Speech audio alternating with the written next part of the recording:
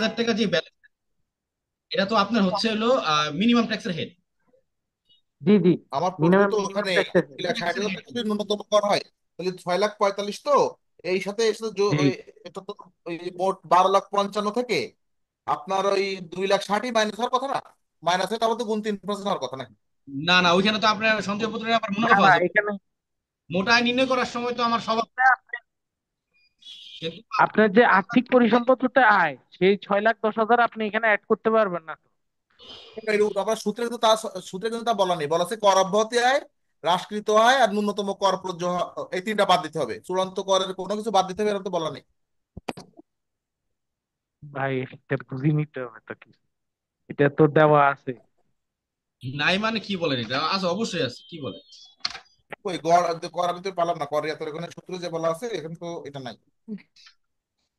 দেখেন আমি দেখাচ্ছি।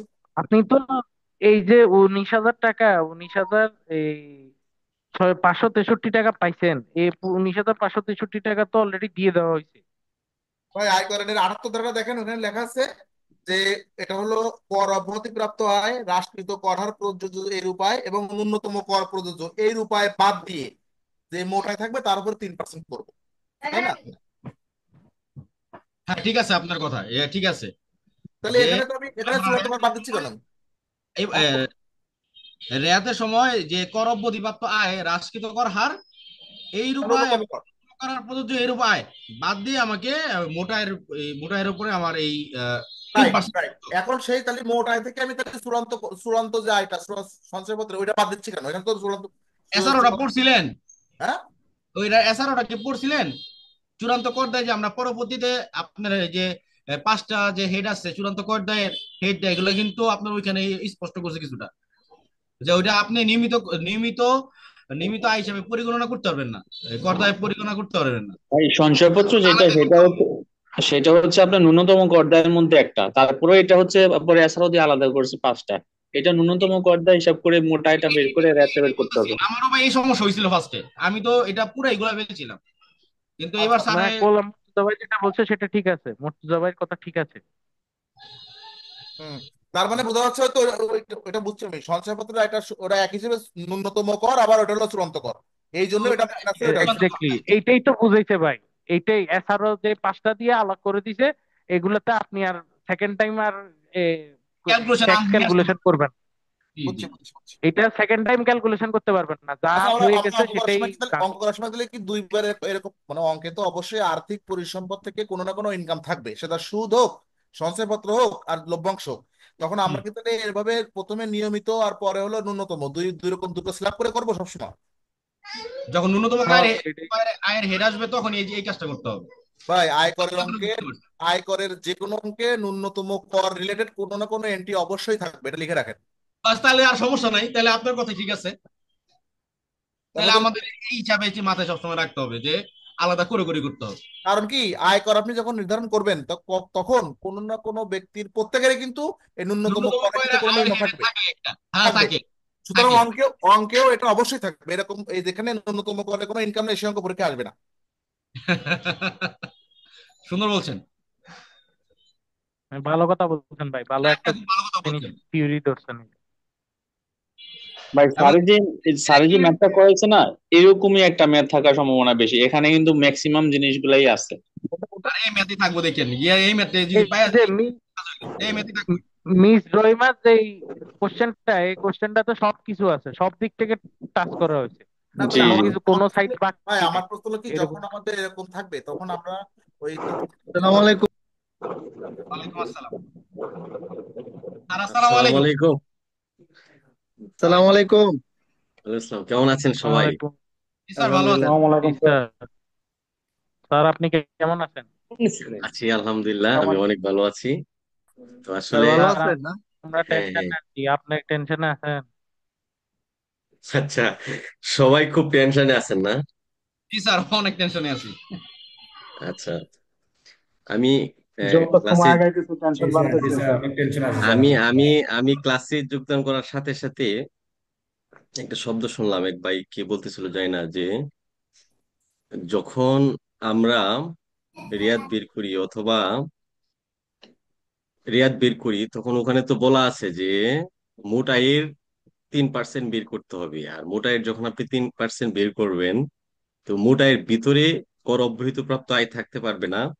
ওখানে ন্যূনতম কর প্রযোজ্য এরকম আয়ের উৎস থাকতে পারবে না। কিন্তু রাষ্ট্রীয় বলা নাই, বলা নাই যে চূড়ান্ত কর দায় থাকতে পারবে না। আসলে চূড়ান্ত কর দায় তো আইনে কোথাও বলা নাই। জি। আইনে কিন্তু আপনার বলা ছিল ন্যূনতম কর দায়, পরে বিশেষ কারণে এদেরকে এসআরও করে চূড়ান্ত কর দায় বানানো হয়েছে। তার মানে চূড়ান্ত কর দায়ের জন্মটা হয়েছে কিন্তু ন্যূনতম কর দায় থেকে। তো এটা মাথায় রাখতে হবে যে এখানে যে ন্যূনতম কর দায়ের কথা বলা আছে, সেক্ষেত্রে যদি চূড়ান্ত কর দায়ের কোনো ফ্যাক্ট আসে, এটাও কিন্তু ন্যূনতম কর দায়ের মতো ট্রিট হবে যেখানে যেখানে প্রয়োজন। বুঝতে পেরেছেন ব্যাপারটা? আশা করি এই ব্যাপারটা একটু ক্লিয়ার হয়েছে। তার মানে ন্যূনতম কর দায়ের মূল ভাই এই যে ক্লাসিফিকেশনটা। হ্যালো, শোনা যাচ্ছে? আমি একটু মিস করে গেছি, একটু যদি আয়ের সাথে 3% এটা যদি আবার একটু বলতেন। আচ্ছা, আয়ের, আপনি যখন রিবিটটা বের করতে যাবেন তখন মোট আয়ের 3% বের করতে হবে। তো আচ্ছা। ওই যে মোট আয়ের 3%টা বের করবেন, ওই মোট আয়ের ভিতরে কর অব্যাহত প্রাপ্ত আয় কিংবা ন্যূনতম কর দায় প্রযোজ্য এরকম আয়ের উৎস রাখা যাবে না। তো এখানে ন্যূনতম আয়ের উৎস রাখা যাবে না এটা বলা আছে, কিন্তু বলা নাই যে চূড়ান্ত কর দায় প্রযোজ্য এরকম আয়ের উৎস রাখা যাবে না, এটা বলা নাই। তার মানে কি চূড়ান্ত কর দায়ের যদি কোনো আয় থাকে, ওই ক্ষেত্রে আপনি রিবেট বের করার সময় কি এটা যোগ করে 3% বের করবেন? না, কারণ চূড়ান্ত কর দায় ন্যূনতম কর দায়ের একটা অংশ। সো এখানে যেহেতু বলা আছে ন্যূনতম কর দায় বাদ দিয়ে বাকি আয়ের উপরে 3% বের করতে হবে, ঠিক একই রকম ভাবে চূড়ান্ত কর দায়টাও বাদ দিয়ে বাকি যেটা অবশিষ্ট থাকে ওইটার উপর 3% বের করতে হবে। আশা করি ব্যাপারটা বুঝতে পেরেছেন। আপনাদের দু একটা কোয়েশ্চেন আমি নিই, আমি সবাইকে অবশ্য মিউট করে দিয়েছি। আপনারা হ্যান্ড রাইজ করেন যদি কারো কোনো বিশেষ কোয়েশ্চেন থাকে, দু একটা কোয়েশ্চেন নিয়ে আমরা আমাদের ক্লাসে চলে যাব। একটু হ্যান্ড রাইজ করেন যদি কারো কোনো কোয়েশ্চেন থাকে। যেমন অনেক কোয়েশ্চেন আছে আমাদের 3 নাম্বার লেকচারের সর্বশেষ 4 নাম্বার অঙ্কটা নিয়ে, এটা আমরা আজকেও ক্লাস শেষে একটু আলোচনা করব। এক ভাই হ্যান্ড রাইজ করেছেন, মোহাম্মদ মনিরুজ্জামান ভাই। আমি আপনাকে আনমিউট করে দিয়েছি, আপনি মাইক্রোফোনটা আনমিউট করে কোয়েশ্চেন করতে পারেন। জি স্যার, যেটা আপনি একটু আগে বললেন, তাই এটার উদাহরণ দিলে আমার মনে হয় জিনিসটা আরো ক্লিয়ার হয়ে যাবে। সাপোজ কোনো ব্যক্তির যদি 5 লাখ টাকা বেতন খাতে আয় থাকে, চাকরি থেকে আয় থাকে, আর সাপোজ 1 লাখ টাকা তার সঞ্চয়পত্রের সুদ আছে।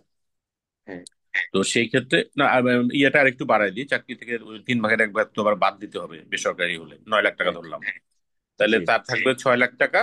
আর ওই 1 লাখ টাকা ওইটা যোগ করব না, আমরা যখন রেয়ারটা নিব তখন শুধু ওই 6 লাখ টাকার উপরে 3% ধরবো। এক্স্যাক্টলি ক্লিয়ার তো এক্স্যাক্টলি ব্যাপারটা? মোট কথা এক্স্যাক্টলি হচ্ছে ওই এক্স্যাক্টলি। যে 40টা যে খাত আছে, যেই খাত থেকে আমাদের এই পরিসম্পদ থেকে যে আয়গুলো আসে, ওই যে যে যে 40টা লিস্ট দিয়ে দিয়েছেন, ইনক্লুডিং জি জি 5টা চূড়ান্ত, জি জি এইগুলার নাম দেখলেই সোজা হিসাব ওইটা আমরা বাদ দিয়ে দেবো। বাদ দিয়ে এক্স্যাক্টলি তিন এক্স্যাক্টলি পার্সেন্ট 3% করবো।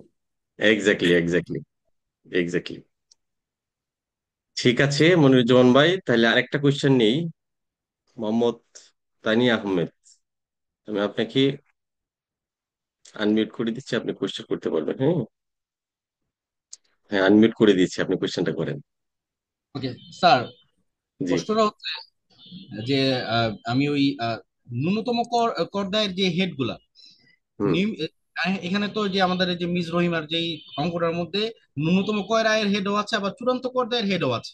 রাইট। এখন অন্তত যদি আমি ন্যূনতম কর আয়ের হেড পাইলাম না, শুধু চূড়ান্ত কর দায়ের হেড আছে, তখন এই ন্যূনতম কয় থাকা অবস্থায় যেভাবে আমরা ক্যালকুলেশনটা করেছিলাম, হুম।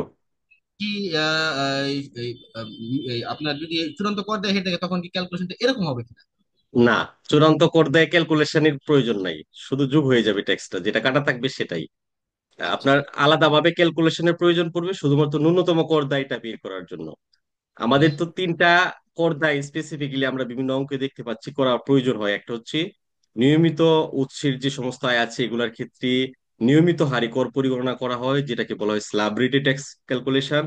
আমরা আরেকটা দেখেছি যে ন্যূনতম কর দায় প্রযোজ্য এরকম আয়ের উৎস, যদি ন্যূনতম কর দায় আয়ের উৎস থাকে, এই ক্ষেত্রে করটা বের করার জন্য, ট্যাক্সটা বের করার জন্য আপনাকে টেস্ট করে, মানে প্রথমে নিয়মিত হারে ট্যাক্স বের করবেন, এরপরে নিয়মিত ও ন্যূনতম এই দুইটার আয়ের উৎস একসাথে যোগ করে ট্যাক্স বের করবেন। ট্যাক্স বের করার পরে নিয়মিত আয়ের উৎসটা বাদ দিবেন, যেটা থাকবে সেটা হচ্ছে ন্যূনতম আয়ের কর দায়। তাহলে আচ্ছা এই ন্যূনতম আয়ের কর দায়ের সাথে আবার প্রথমে যে নিয়মিত আয়ের উৎসের কর দায়টা বের করেছিলেন এটা একসাথে যোগ হবে। যোগ হওয়ার পরে এটা হবে মোট ট্যাক্স। আচ্ছা বুঝতে পেরেছেন? ঠিক আছে।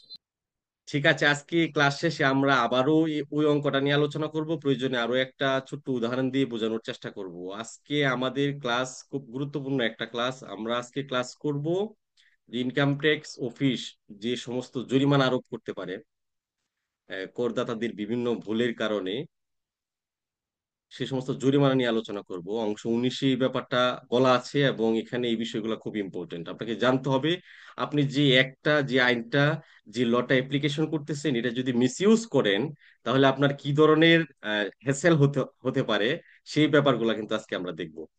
আমরা দেখে আসছি বেশ শুরু থেকেই যেটা দেখে আসছি যে আয়কর আইন 2023-এর 345টা ধারা রয়েছে, 25টা অংশ রয়েছে, আর 8টা তফসিল রয়েছে। এখানেই আসলে এই আইনটা এমন একটা আইন, একটা কমপ্লিট ল যেখানে প্রসিডিউরাল এবং সাবস্টেন্টিভ দুইটা ব্যাপারই জড়িত। তার মানে আপনি আপনি আপনি ট্যাক্সটা নির্ধারণ করার জন্য এই আইনটা ইউজ করবেন, আবার ট্যাক্সটা নির্ধারণে যদি কেউ সঠিকভাবে ট্যাক্সটা নির্ধারণ করতে ব্যর্থ হয় এটার ফলাফল কি হতে পারে ওখানে এই আইনটাতেই কিন্তু লেখা আছে। আপনাকে অন্য কোনো সাবসিডারি ল আপনাকে ফলো করার প্রয়োজন হয় না, মানে টোটাল একটা কমপ্লিট ল হচ্ছে এটা।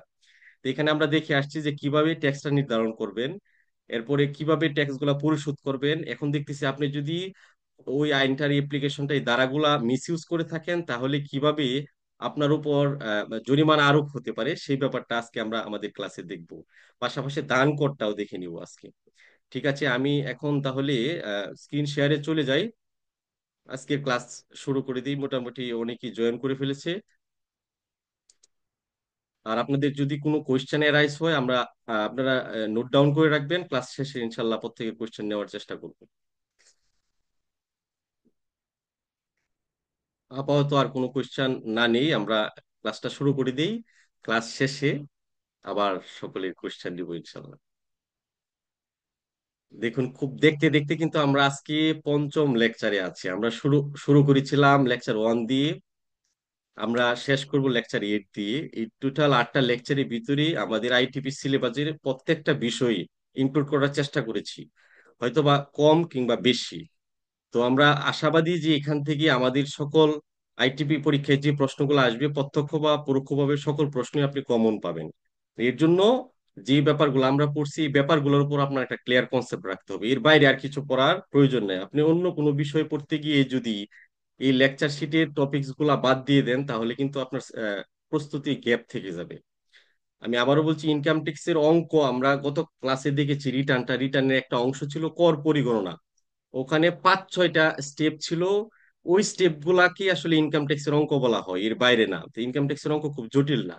ইনকাম ট্যাক্সের অঙ্ক নির্ধারণ করার জন্য যেটা করতে হয়, প্রথমে আপনাকে মোট আয়টা বের করতে হয়, এরপরে মোট আয়ের উপর স্ল্যাব রেটে ট্যাক্স বের করতে হয়, এটা হচ্ছে মূল ব্যাপার। আর ন্যূনতম কর দায় প্রযোজ্য এরকম আয়ের উৎসের ক্ষেত্রে আপনাকে একটু ডিফারেন্টলি ভিন্নভাবে ট্যাক্সটা ক্যালকুলেশন করতে হয়। মানে নিয়মিত আয়ের উৎসের ট্যাক্সটা বের করতে হয়, পাশাপাশি ন্যূনতম আয়ের উৎসের যে টিডিএসটা কাটা থাকে সেটা, এই দুইটা মধ্যে যেটা বেশি থাকে সেটাকে বলা হয় ন্যূনতম কর দায় বা মিনিমাম ট্যাক্স লাইবিলিটি। এই ব্যাপারটা আপনার কনসেপ্টের ভিতরে তৈরি করতে হবে। ঠিক আছে, আমরা দেখি যে আসলে ইনকাম ট্যাক্স অফিস তার কিছু কার্যকলাপ কিভাবে সম্পাদন করে আইনের বিভিন্ন ধারায় এটা আসলে মেনশন করা আছে। আপনি দেখবেন ইনকাম ট্যাক্স অফিস একটা দাবির নোটিশ প্রদান করে। মানে দাবির নোটিশটা কিরকম, একজন করদাতার বিভিন্ন কারণে সে ট্যাক্স কম দিতে পারে, অথবা রিটার্ন সাবমিট না করতে পারে, অথবা ট্যাক্স অ্যাভয়েড করতে পারে, অথবা মানে ট্যাক্স ফাঁকি দিতে পারে। নানান কার্যকলাপে আসলে করদাতারা অনেক সময় অসচেতনতার সাথে জড়িত হয়ে যায়, কিংবা সচেতন ভাবে অনেক সময় জড়িত হয়ে যায়। তারা ট্যাক্স ফাঁকি দেওয়ার চেষ্টা করে, এটা মানুষের চিরাচরিত অভ্যাস যে নিজের পকেটের টাকা বের করতে পছন্দ করে না। মানে আহ, মানুষ চায় যে আসলে এটা প্রত্যেকে আমি আপনি প্রত্যেকেই আমরা চাই যে আমাদের নিজের পকেটের টাকাটা আসলে কোথায় খরচ হচ্ছে সে বিষয়ে অ্যালার্ট থাকতে চাই। তো সরকারকে আপনি শুধু শুধু টাকা দিয়ে দিচ্ছেন, আপনি আপনি ডিরেক্ট বেনিফিট ছাড়া কখনো টাকা খরচ করতে করার ইচ্ছা আপনার কিন্তু হবে না। তো গভর্নমেন্ট যে আপনার কাছ থেকে ট্যাক্স নিয়ে নিচ্ছে, শুধু শুধু আপনি এত কষ্ট করে টাকা ইনকাম করতেছেন, সরকার বছর শেষে লক্ষ লক্ষ টাকা নিয়ে নিয়ে যাচ্ছে। কারো যদি 1 কোটি টাকা ইনকাম থাকে, তাকে 25 থেকে 26 লক্ষ টাকা ইনকাম ট্যাক্স দিতে হয়, মানে সরকারকে দিতে হয়। তাহলে দেখেন আপনি 1 কোটি টাকা কত কষ্ট করে কামাই করলেন, আর সেখান থেকে সরকারকে বাধ্য হয়ে কিন্তু আপনাকে 25-26 লক্ষ টাকা দিয়ে দেওয়ার প্রয়োজন হচ্ছে প্রতি বছর শেষে। তাহলে এটা কিন্তু আপনি দিতে চান না, খুব সহজে কিন্তু আপনি দেন না। তো সরকার একটা আইন করে রেখেছে, আপনি যদি এটা ব্যত্যয় করেন তাহলে আপনাকে বিভিন্ন শাস্তির সম্মুখীন হতে হবে। তার বয়ে হয়তো আপনি এই ট্যাক্সটা পরিশোধ করতেছেন। তাহলে আসলে এটা আমরা আসলে ভীত হয়ে অ্যাফ্রেড হয়ে ট্যাক্স দিচ্ছি, এটা কিন্তু ঠিক না। একজন সুনাগরিক হিসেবে, গুড সিটিজেন হিসেবে, that is your responsibility to pay tax every year. প্রত্যেক বছর নিয়মিতভাবে ট্যাক্স পরিশোধ করে, এটা আপনার একটা সুনাগরিকের দায়িত্বের ভিতরে পড়ে। আপনি যদি ইথিক্যালি এবং আপনি যদি আপনি ইথিক্যালি যদি ঠিক থাকেন, আপনার এটা বিবেকে নাড়া দিবে যে আমি তো এই দেশের একজন সাধারণ জনগণ, আমি এই দেশের একজন সিটিজেন, গর্বিত জনগণ, আমার ট্যাক্স পরিশোধ করা উচিত। কারণ এই ট্যাক্সের টাকা দিয়ে যে উন্নয়ন হয়, দেশের ইনফ্রাস্ট্রাকচার উন্নয়ন হয়, এই উন্নয়নটা কিন্তু আমি আপনি পরোক্ষভাবে সবাই, আমরা সবাই কিন্তু এই উন্নয়নের সুফল ভোগ করতেছি। আপনাকে একটা ছোট্ট উদাহরণ দিয়ে যদি আমি বলি যে আপনি এই গভর্নমেন্ট ট্যাক্সের টাকাটা নিচ্ছে, এটার সুবিধা আপনি কিভাবে পাচ্ছেন। আপনি হয়তোবা মাঝে মাঝে চিন্তা করতে পারেন যে এই গভর্নমেন্টকে আমি টাকা দিচ্ছি, গভর্নমেন্ট আমাকে কি দিচ্ছে। দেখেন, আপনি যদি একটা সরকারি হসপিটালে যান, ওখানে 10 টাকার টিকিট দিয়ে একজন আপনার স্পেশালিস্ট ডাক্তার দেখাতে পারতেছেন। তাহলে এই যে 10 টাকার টিকিট দিয়ে আপনি ডাক্তার দেখাতে পারতেছেন, আপনি যদি একটা প্রাইভেট ক্লিনিকে যান, ওখানে কিন্তু 1,000 টাকা ভিজিট দিতে হচ্ছে। তাহলে একই ডাক্তার, একই ধরনের প্রেসক্রিপশন লেখার কারণে 10 টাকা নিচ্ছে সরকারি হসপিটালে, আর প্রাইভেট ক্লিনিক গুলাতে নিচ্ছে 1,000 টাকা। তাহলে এই ডিফারেন্সিয়েটটা তৈরি হয়েছে কেন? গভর্নমেন্ট যে আপনার আমার ট্যাক্সের টাকাটা নিচ্ছে, এই টাকাটা এই সরকারি হাসপাতাল গুলা পরিচালনার জন্য ব্যয় হচ্ছে। হ্যাঁ, গভর্নমেন্ট আপনার নানান ধরনের কাজে ব্যয় করতেছে, যেগুলা সাধারণ মানুষের কল্যাণের জন্য। তাহলে এই টাকাগুলার উৎস কোথায়? এই টাকাগুলো উৎস আসলে এই ট্যাক্স। এই ট্যাক্স, আমরা যে ট্যাক্সের টাকাটা দিই, ট্যাক্সের টাকা দিয়ে আসলে এই সমস্ত উন্নয়ন করা হয়ে থাকে। আপনি দেখবেন আপনার বাড়ির পাশের রাস্তাটা আগে খুব খারাপ ছিল, এখন রাস্তাটা মেরামত করা হয়েছে। হ্যাঁ, রিক্সা দিয়ে, আমি আমার গ্রামের কথাই যদি বলি, আগে হেঁটে প্রায় 2 কিলোমিটার হেঁটে বাড়ি যাওয়ার প্রয়োজন হতো, এখন একদম রিক্সা বাড়ির সামনে চলে যাচ্ছে। তাহলে এই প্রোগ্রেসটা, এই ডেভেলপমেন্টটা, ইনফ্রাস্ট্রাকচারটা কিভাবে সম্ভব হয়েছে? গভর্নমেন্ট আপনার আমার কাছ থেকে ট্যাক্স কালেকশন করে, অ্যামালগেমেট করে, সাংগঠনিকভাবে অর্গানাইজডলি এই রাস্তাটা আসলে নির্মাণ করেছে। গভর্নমেন্টের এটা একটা পদক্ষেপ। তাহলে দেখেন এর সুফল কিন্তু আমরা প্রত্যেকেই ভোগ করতেছি। তাহলে এটা হচ্ছে একটা ব্যাপার। ইনকাম ট্যাক্স প্রত্যেক মানুষের জন্য, প্রত্যেক নাগরিকের জন্য, যাদের ট্যাক্সেবল ইনকাম আছে, প্রত্যেকেরই দেওয়া উচিত। এটা আমিও দেওয়ার চেষ্টা করি, আপনিও দেওয়ার চেষ্টা করবেন, এবং আপনার যে পরিচিত যারা আছে তাদেরকেও বলবেন যে যথাযথভাবে ট্যাক্স পরিশোধ করা। বাহিরের কান্ট্রি গুলাতে ট্যাক্স দেওয়ার জন্য আসলে ওই এভাবে ইন্সপায়ার্ড করা প্রয়োজন হয় না, মোটিভেট করার প্রয়োজন হয় না, ওরা নিজ দায়িত্বেই কিন্তু ট্যাক্স এভাবে দেয়। যেমন আমি আমার বাসার বিদ্যুৎ বিল যদি আটকে যায়, আমি আমি ভয় পেয়ে যাই যে কখন বিদ্যুতের লাইনটা কেটে দেয়, অথবা গ্যাসের মিটারের যখন আপনার চার্জ কমে যায়, রিচার্জ কমে যায়, আমি দ্রুত মোবাইল আপনার গ্যাসের রিচার্জ করি। কেন? কারণ আমি জানি যে ওইটা চুলাটা বন্ধ হয়ে গেলে আর কি জ্বলবে না, আগুন জ্বলবে না, খাবার খাওয়া যাবে না। তাহলে এই যে আমি ভয় পাইতেছি যে কখন আপনার গ্যাসের রিচার্জ চলে যায়, তার জন্য আমি সবসময় উদ্বিগ্ন থাকি, যথাযথ সময়ে আবার এই রিসার্চটা করার চেষ্টা করি। ঠিক একই রকম ভাবে এই টেনশনটাও আপনার মাথার ভিতরে নেওয়া উচিত। আপনার যদি ট্যাক্স বকেয়া থাকে, ট্যাক্সটা পরিশোধ করে দেওয়া উচিত। যেরকম আপনি চিন্তা করেন বিদ্যুৎ বিলের ক্ষেত্রে।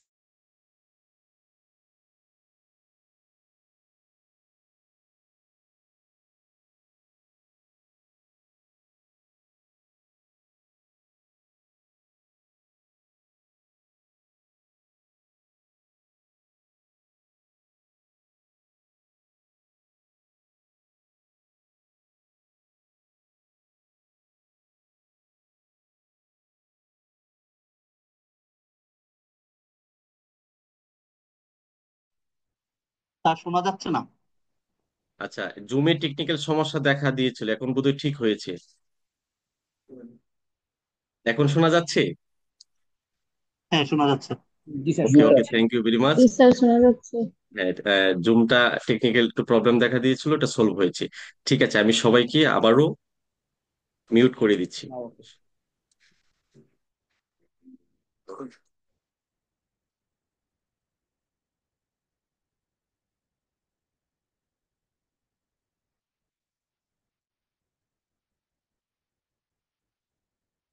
ঠিক আছে, আমরা আলোচনায় চলে যাই। ইনকাম ট্যাক্স অফিসের কিছু কার্যকলাপ আছে সঠিকভাবে ট্যাক্স আদায় করার জন্য। এই কার্যকলাপগুলা কিরকম হতে পারে?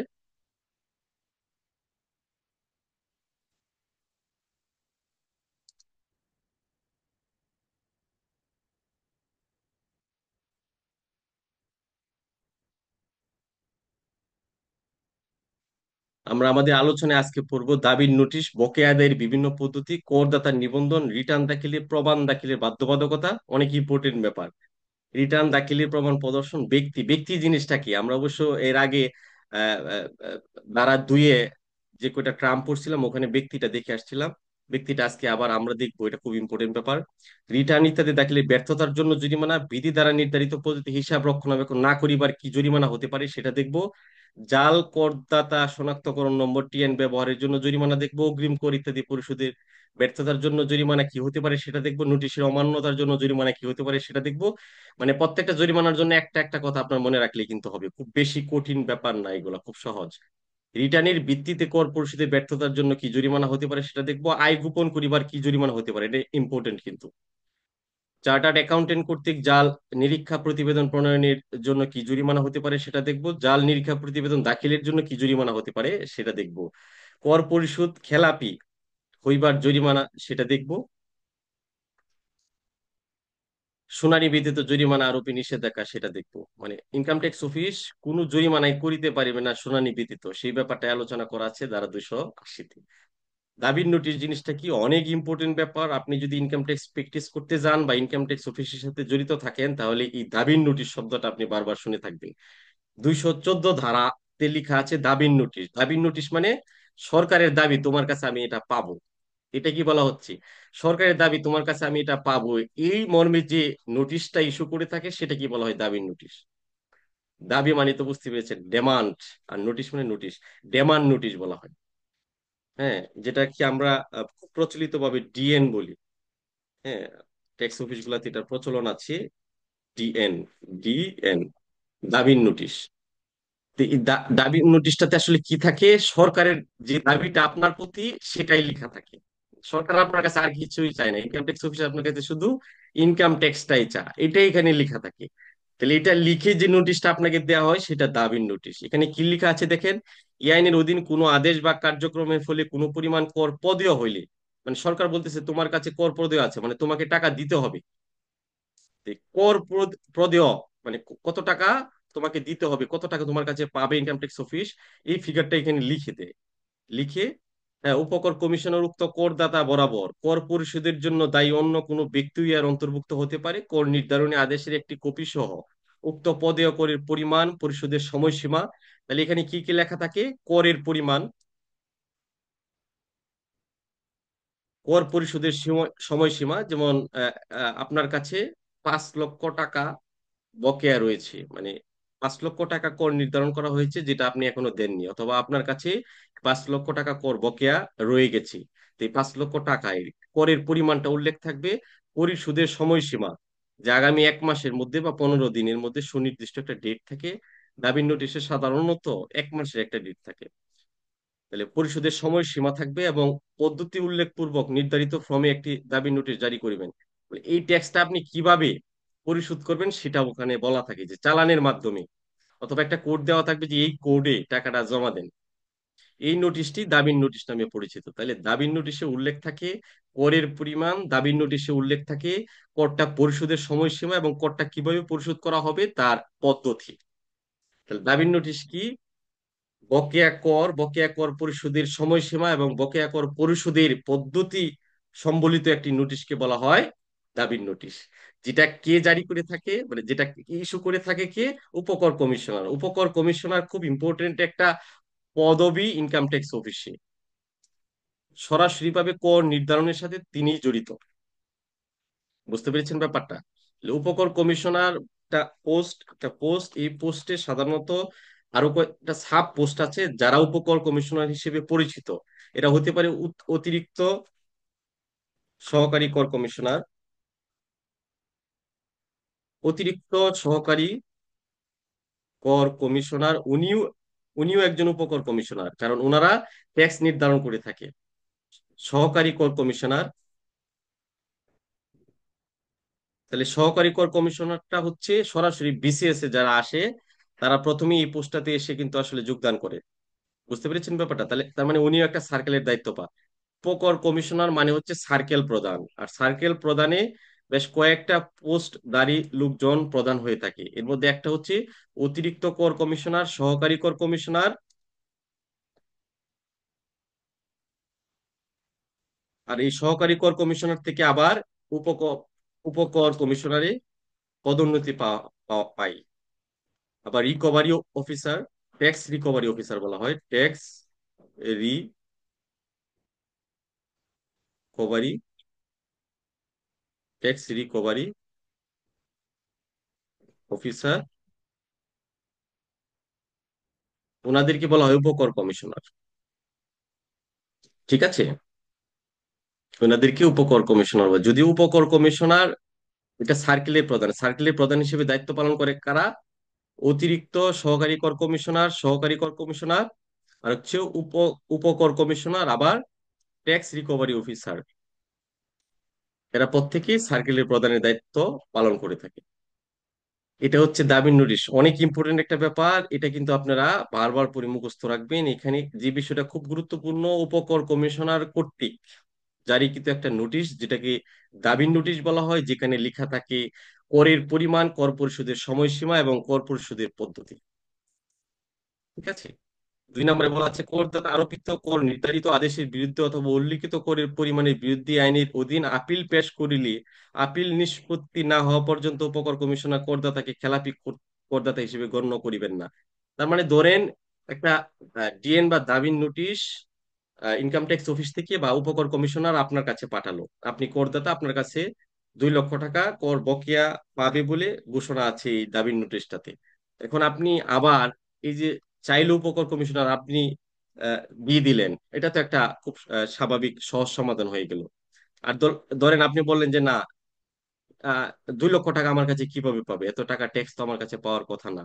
তখন এই অভিযোগটা আপনি কি এই উপকর কমিশনারের কাছে করবেন না, এই অভিযোগটা গিয়ে করতে হয় আপিলে। তাহলে আপনি আপিল করতে পারেন।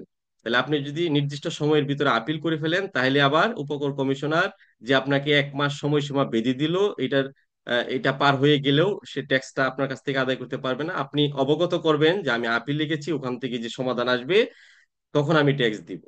এভাবে আপনি টাইমটা কিল করে সামনের দিকে এগিয়ে নিয়ে যেতে পারেন।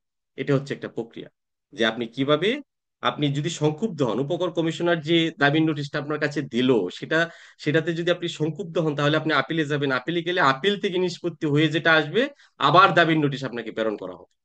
তাহলে ইনকাম ট্যাক্স অফিস আপনার কাছ থেকে কোনো কিছু আদায় করার জন্য, বকেয়া কোনো কিছু আদায় করার জন্য অবশ্যই একটা দাবির নোটিশ প্রেরণ করবে। দাবির নোটিশ ছাড়া আপনি কিভাবে বুঝবেন যে আপনার উপর ট্যাক্স আরোপ করা হয়েছে? বোঝার কিন্তু সুযোগ নাই। ঠিক না? কিছু ব্যাপার।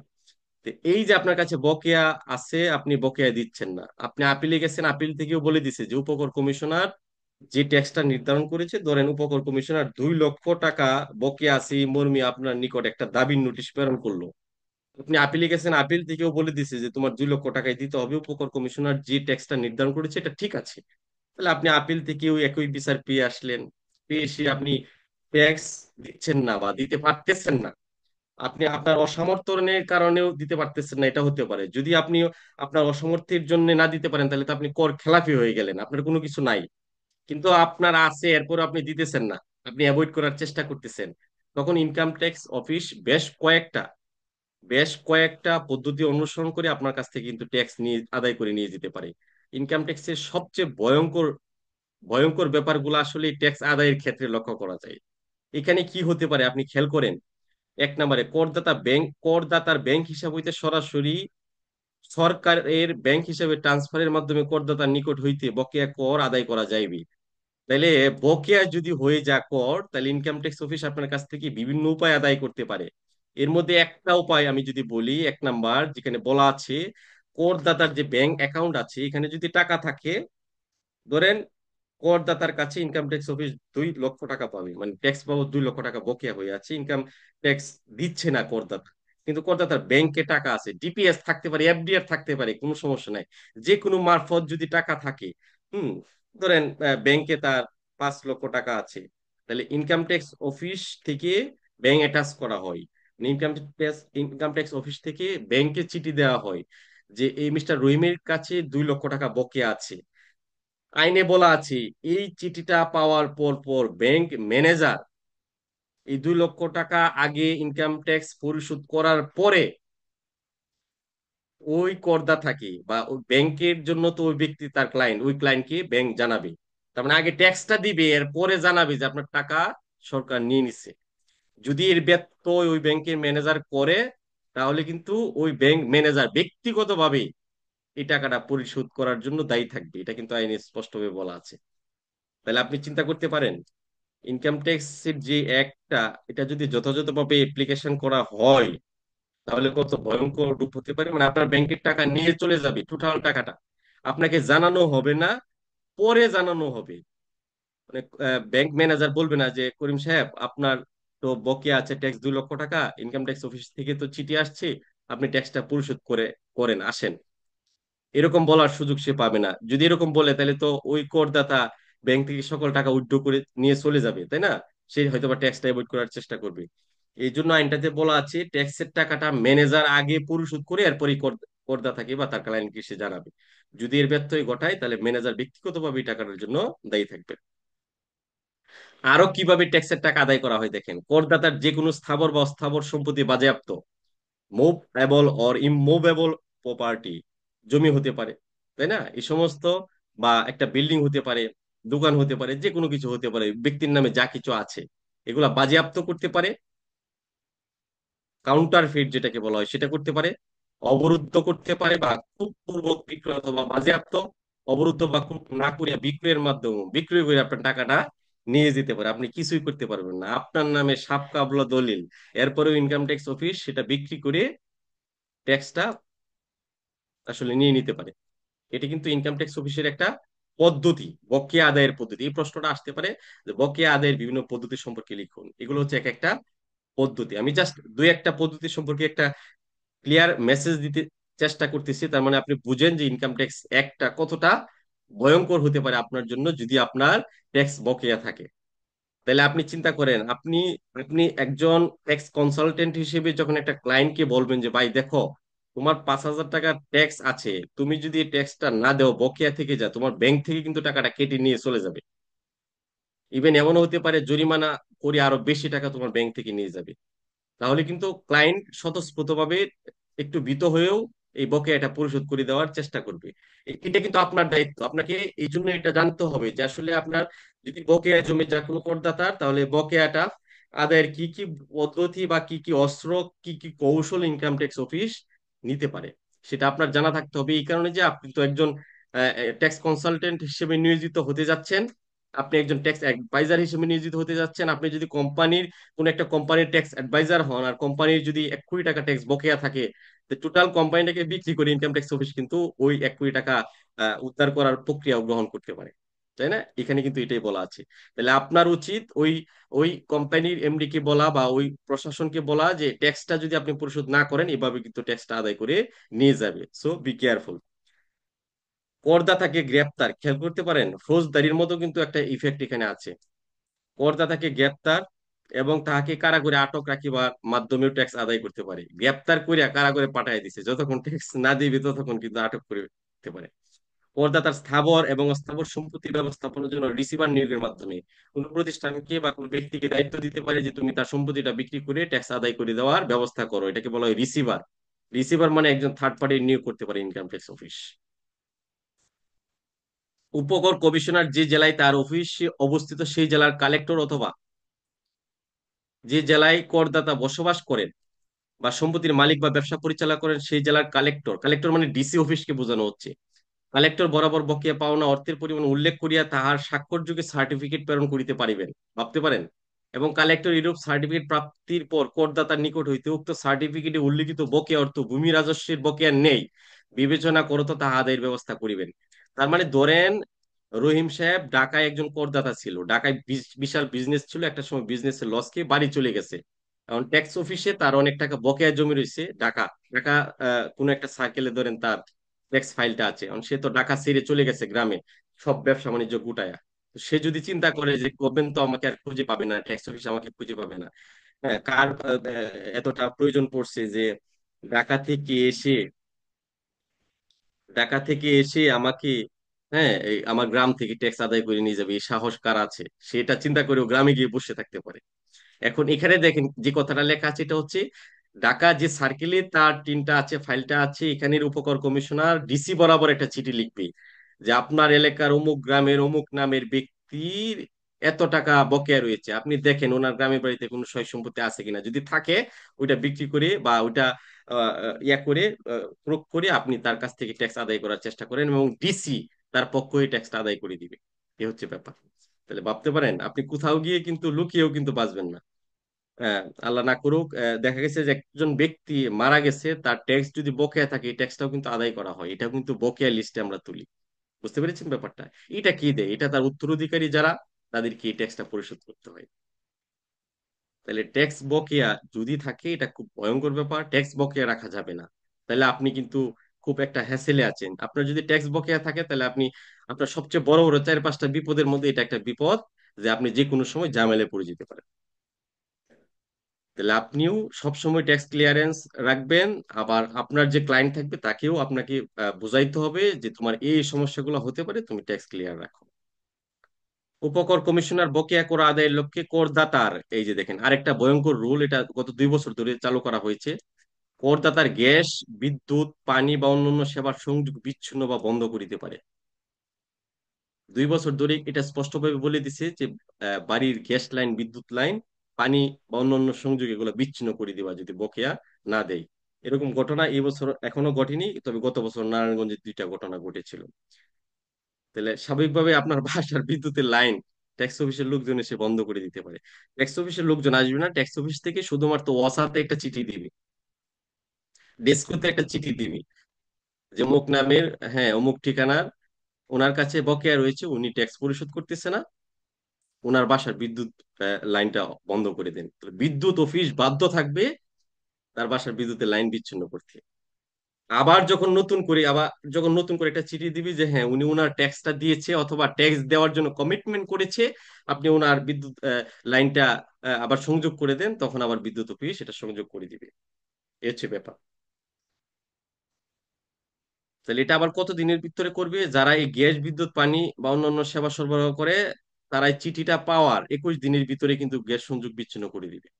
একটা প্রসিডিউরস আছে, প্রসিডিউরস মেনটেন করে তারা এই লাইনটা বিচ্ছিন্ন করে দিবে। আরেকটা পদ্ধতির কথা এখানে বলা আছে, দেখেন, যে ক্ষেত্রে কমিশনার নির্দেশ প্রদান করেন যে উক্ত এলাকায় বলবৎযোগ্য বকেয়া পৌর কর আদায় বা বাংলাদেশের যে কোনো অংশে প্রযোজ্য আইন অনুসারে ধার্যকৃত স্থানীয় কর অথবা বাংলাদেশে বলবৎ অন্যান্য আইনে কর আদায়ের জন্য যে প্রক্রিয়া অবলম্বন করা হয় সেই প্রক্রিয়ায় কর আদায় করিতে হইবে এবং সেই ক্ষেত্রে উপকর কমিশনার বকেয়া অর্থ আদায়ের জন্য এরূপ একই প্রক্রিয়া অগ্রসর হবেন। ধরেন একটা সার্কেল অফিস তো সর্বোচ্চ একটা উপজেলা পর্যায়ে থাকে, একটা গ্রামে তো আর থাকে না। গ্রামের একটা ব্যক্তি, হ্যাঁ, সে তার ট্যাক্স বকেয়া আছে, ইনকাম ট্যাক্স অফিসের তো আর এত জনবল নাই বা ওই আর্মড ফোর্সেস নাই বা ভয় দেখানোর ওই শক্তিশালী কোনো বাহিনী নাই যে তাকে গ্রাম থেকে ধরে নিয়ে ট্যাক্স নিয়ে আসবে। এটা তো ইনকাম ট্যাক্স অফিসের ওই সামর্থ্যটা এখন পর্যন্ত কিন্তু আসলে ক্রিয়েট হয় নাই। তাহলে ইনকাম ট্যাক্স অফিস ওই গ্রাম থেকে, গ্রামের ওই ব্যক্তির কাছ থেকে কিভাবে টাকাটা উদ্ধার করবে? একজন চেয়ারম্যান, একজন চেয়ারম্যান গ্রামের যেভাবে বিভিন্ন ট্যাক্স আদায় করে থাকে, ঠিক একই রকম ভাবে এই ইনকাম ট্যাক্সটাও ওই চেয়ারম্যান নিজ দায়িত্বে বা ওই এলাকার মেম্বার নিজ দায়িত্বে তার কাছ থেকে ট্যাক্সটা আদায় করে ইনকাম ট্যাক্স হিসেবে জমাদান করবে। এই হচ্ছে ব্যাপার আর কি। বলবৎযোগ্য যে আইন আছে, যে আইনে অন্য অন্য বিভিন্ন কর আদায় করা হয়, মিউনিসিপ্যালিটি ট্যাক্স আদায় করা হয়, হোল্ডিং ট্যাক্স আদায় করা হয়, নানান ধরনের বা উচ্চ কর্তন আদায় করা হয়, ইউনিয়ন পর্যায়েও কিন্তু উচ্চ কর বিভিন্ন ব্যবসা প্রতিষ্ঠানের জন্য আপনার আদায় করা হয়। তাহলে ওইগুলা যেভাবে আদায় করে এই ট্যাক্সটাও এইভাবে আদায় করে সরকারি কোষাগারে জমা দিয়ে দিবেন। এই হচ্ছে ব্যাপার। এটাই স্পষ্টভাবে বোঝা যায় এখানে। এখানে আমরা 5টা ব্যাপার আলোচনা করেছি, বকেয়া আদায়ের বিভিন্ন পদ্ধতি, এছাড়াও বকেয়া আদায়ের আরো বিভিন্ন পদ্ধতি রয়েছে। হ্যাঁ, এগুলা বেশি ইম্পর্টেন্ট, এগুলো আপনারা বারবার করে মনে রাখার চেষ্টা করবেন। তো এখানে যে 5টা আছে এগুলা পড়লে মোটামুটি একটা কনসেপ্ট ক্লিয়ার হয়ে যায়। তার মানে আর কোনো জিনিস বাকি নাই। মানে তুমি যদি ট্যাক্স বকেয়া রাখো, তাহলে গভর্নমেন্ট যে কোনো ইস্যুতে যে কোনো প্রক্রিয়ায় তোমার কাছ থেকে ট্যাক্সটা নিয়ে নিতে পারে। এটা আইনে কিন্তু এটা একদম ফ্রিডম করে দেওয়া আছে। করদাতার নিবন্ধন ধারা 261-তে বলা আছে যে করদাতা কিভাবে নিবন্ধিত হবেন, নিবন্ধন কিভাবে করবেন। আপনি করদাতা, আপনাকে আপনার অবশ্যই একটা ট্যাক্স পেয়ার্স আইডেন্টিফিকেশন নাম্বার থাকতে হবে। ট্যাক্স পেয়ার্স আইডেন্টিফিকেশন নাম্বার, এটা একটা পরিচিতি। এনআইডি যেরকম একটা নাম্বার থাকে, 10 ডিজিটের একটা নাম্বার থাকে, ঠিক একই রকম ভাবে 12 ডিজিটের একটা নাম্বার থাকে করদাতাদের জন্য। তাহলে কিভাবে করদাতারা আসলে নিবন্ধিত হয় এটা এখানে বলা আছে যে কোনো ব্যক্তি নিজেকে করদাতা হিসেবে নিবন্ধন করিবেন বা ভোট নিবন্ধিত করদাতাকে একটি করদাতা শনাক্তকরণ নম্বর বা TN tax payers identification number বা টিন প্রদান করিবেন যদি তিনি করদাতা হন। তাহলে করদাতা হলেই তাকে ভোট কি করবে, ভোট মানে জাতীয় রাজস্ব বোর্ড, এনবিআর কে বোঝানো হয়েছে, ইনকাম ট্যাক্স অফিস কে বোঝানো হয়েছে। তাহলে তাহলে বোর্ড কি করবে, তাকে অবশ্যই একটা টিন দিবে যদি সে করদাতা হয় অথবা ধারা 166-র অধীন রিটার্ন জমা দিতে বাধ্য হন, গত ক্লাসে আমরা যেগুলা দেখেছি, অথবা ধারা 264-র অধীন রিটার্ন দাখিলে প্রমাণ উপস্থাপন করিতে বাধ্য হন। ধারা 264-তে বলা আছে যে কিছু নাগরিক সুবিধা নেওয়ার জন্য বাংলাদেশে পিএসআর বা proof of submission of return আপনাকে সাবমিট করতে হবে। আপনি যদি আইআরসি ইআরসি লাইসেন্স নিতে চান, আপনাকে proof of submission of return submit করতে হবে। আপনি যদি একটা সিটি কর্পোরেশনের ট্রেড লাইসেন্স নিতে চান, তাহলে কিন্তু এই proof of submission of return বা পিএসআর জমা দিতে হবে। এটা বলা আছে 264 ধারায়। তাহলে যাদের যাদের 264 ধারার সেবাগুলা প্রয়োজন, তারা করদাতা হিসেবে নিবন্ধিত হবেন এবং তাদেরকে একটা টিআইএন অথবা ট্যাক্স পেয়ার্স আইডেন্টিফিকেশন নাম্বার দেওয়া হবে। কর প্রদান করিতে অথবা রিটার্ন দাখিল করিতে যিনি ইচ্ছুক, তাকেও ট্যাক্স পেয়ার্স আইডেন্টিফিকেশন নাম্বার দেওয়া হবে, সে নিবন্ধিত হবেন। সরকার এই পর্যন্ত ধরতে পারে নাই, অনেক লোক আছে যাদের প্রচুর টাকা অর্থ, কিন্তু এখন পর্যন্ত ধরতে পারে নাই। এর মধ্যে আবার অনেকে আছে ইচ্ছাকৃত ভাবে বলতেছে যে আমার টিনটা আমি করি, মানে তার কোনো প্রয়োজন নাই।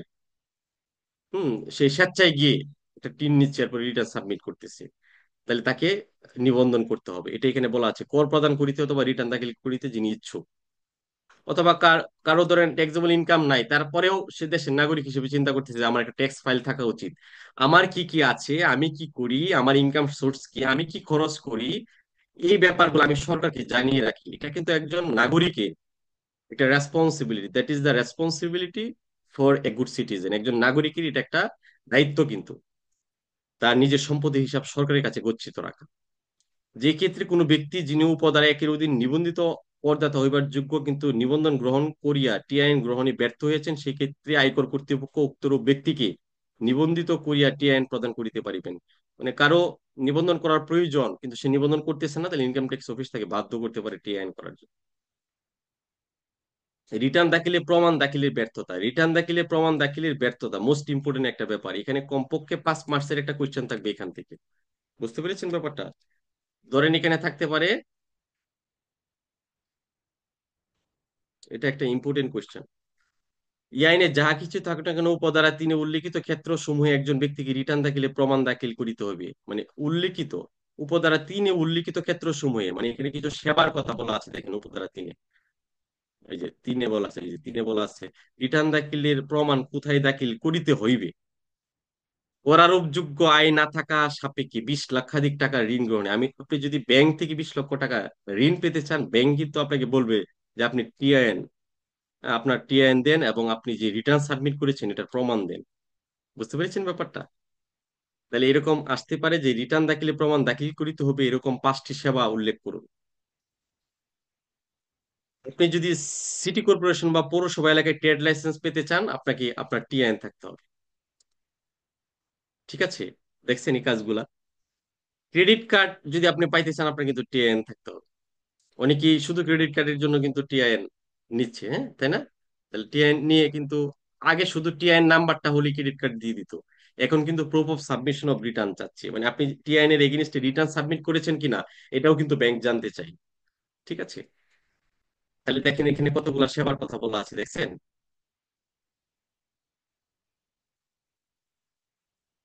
এই যে 5 লক্ষাধিক টাকার সঞ্চয়পত্র কই, মানে 5 লক্ষর উপরে যদি কোনো সঞ্চয়পত্র আপনি কিনতে চান, তাহলে কিন্তু আপনার এটা বাধ্যতামূলক প্রুফ অফ সাবমিশন অফ রিটার্নটা সাবমিট করা বাধ্যতামূলক। এর নিচে হলে হয়তো বা গভর্নমেন্ট চিন্তা করতেছে আপনার এত পরিমাণ টাকা নাই, আপনার কয়টা টাকা, মাত্র 5 লক্ষ টাকা, হ্যাঁ, আপনি আপনাকে বাধ্য করতেছে না, কিন্তু এখানে বাধ্য হয়ে যাবেন তখন যখন আপনি 5 লক্ষ টাকার উপরে সঞ্চয়পত্র ক্রয় করবেন। মান্থলি পেমেন্ট অর্ডার বা এমপিও ভুক্তির মাধ্যমে সরকারের নিকট হইতে মাসিক 16,000 টাকার ঊর্ধ্বে কোনো অর্থ প্রাপ্তিতে, মানে সরকারের কাছ থেকে 16,000 টাকার উপরে যদি কোনো অর্থ প্রাপ্তি থাকে কারো, তাহলে তাকে কি করতে হবে, বা তার টিন থাকতে হবে, সে একজন করদাতা। বুঝতেছেন বিষয়টা?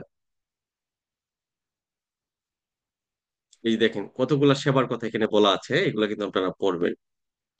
এই যে এখানে 45টা সেবার কথা বলছে না, এই দেখেন 45 নাম্বারটা কি বলছে, সিটি কর্পোরেশন এলাকায় অবস্থিত কমিউনিটি সেন্টার, কনভেনশন হল বা সমজাতীয় কোনো সেবা গ্রহণকালে, কনভেনশন হল যদি আপনি ভাড়া নিতে চান, তো ভাড়া যখন আপনি নিবেন, কনভেনশন হলের যে ম্যানেজমেন্ট তারা কিন্তু বলবে যে আপনি proof of submission of return PSR জমা দেন, তা না হলে কিন্তু দিবে না। এছাড়া বোর্ড সাধারণ বা বিশেষ আদেশ দ্বারা কোনো ব্যক্তিকে রিটার্ন দাখিলে প্রমাণ দাখিল করা হইতে অব্যাহতি দিতে পারে, মানে কারোর যদি প্রয়োজন না হয় এই সেবাগুলা নিচ্ছে, এরপরেও যদি বোর্ড বলে যে না, তার রিটার্ন সাবমিশন করতে হবে না, তাহলে তার রিটার্ন সাবমিশন না করলে হবে, তার টিআইএন নিবন্ধন না করলে হবে। এটা টোটালি মানে আইনটা কভার করতেছে আর কি। মানে আইনের বিভিন্ন জায়গায় বিভিন্ন রকম ফ্যাক্ট দেওয়া আছে একটা আইনকে কভার করানোর জন্য, আপনি বিভিন্ন অ্যাঙ্গেল থেকে চিন্তা করে কিন্তু আইনটাকে কভার করাইতে হবে। এখানে একটা লাইন যেটা আমি পড়ছিলাম তখন আমার মনে মনে মনে হচ্ছিল যে আপনাদের কোশ্চেনটা জাগতে পারে। বলছে মান্থলি পেমেন্ট অর্ডার বা এমপিও ভুক্তির মাধ্যমে সরকারের নিকট হইতে মাসিক 16,000 টাকার ঊর্ধ্বে, তার মানে কি এর নিচে টাকা যদি সরকারের কাছ থেকে নেওয়া হয়, সে কি, তার কি টিআইএন নেওয়ার প্রয়োজন নাই? হ্যাঁ, প্রয়োজন আছে।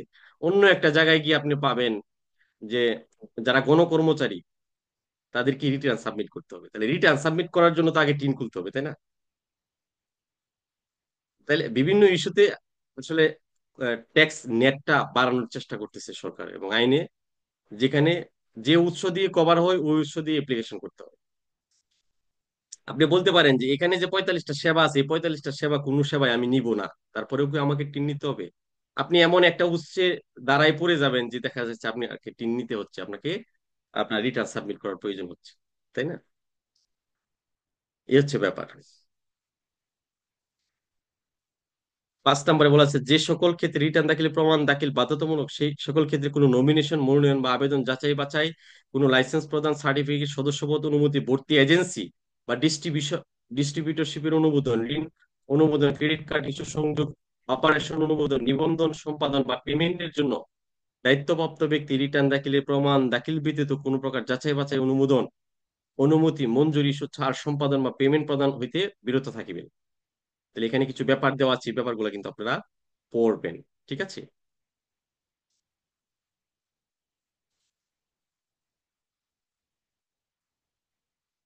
এখানে একটা কথা বলা আছে, যুক্তিসঙ্গত শুনানির সুযোগ ব্যতিরেকে এই ধারার অধীন কোনো জরিমানা করা যাবে না। এটা শুধু এই ধারা না, ইনকাম ট্যাক্সের কোনো জরিমানাই, কোনো অতিরিক্ত স্বাভাবিকভাবে কোনো জরিমানাই করা যায় না শুনানি ব্যতীত, মানে করদাতাকে একটা সুযোগ দিতে হয়। ঠিক আছে? এটা আইনে আবার স্পষ্টভাবে বলা আছে, এই কথাটি এখানে বলছে। ঠিক আছে?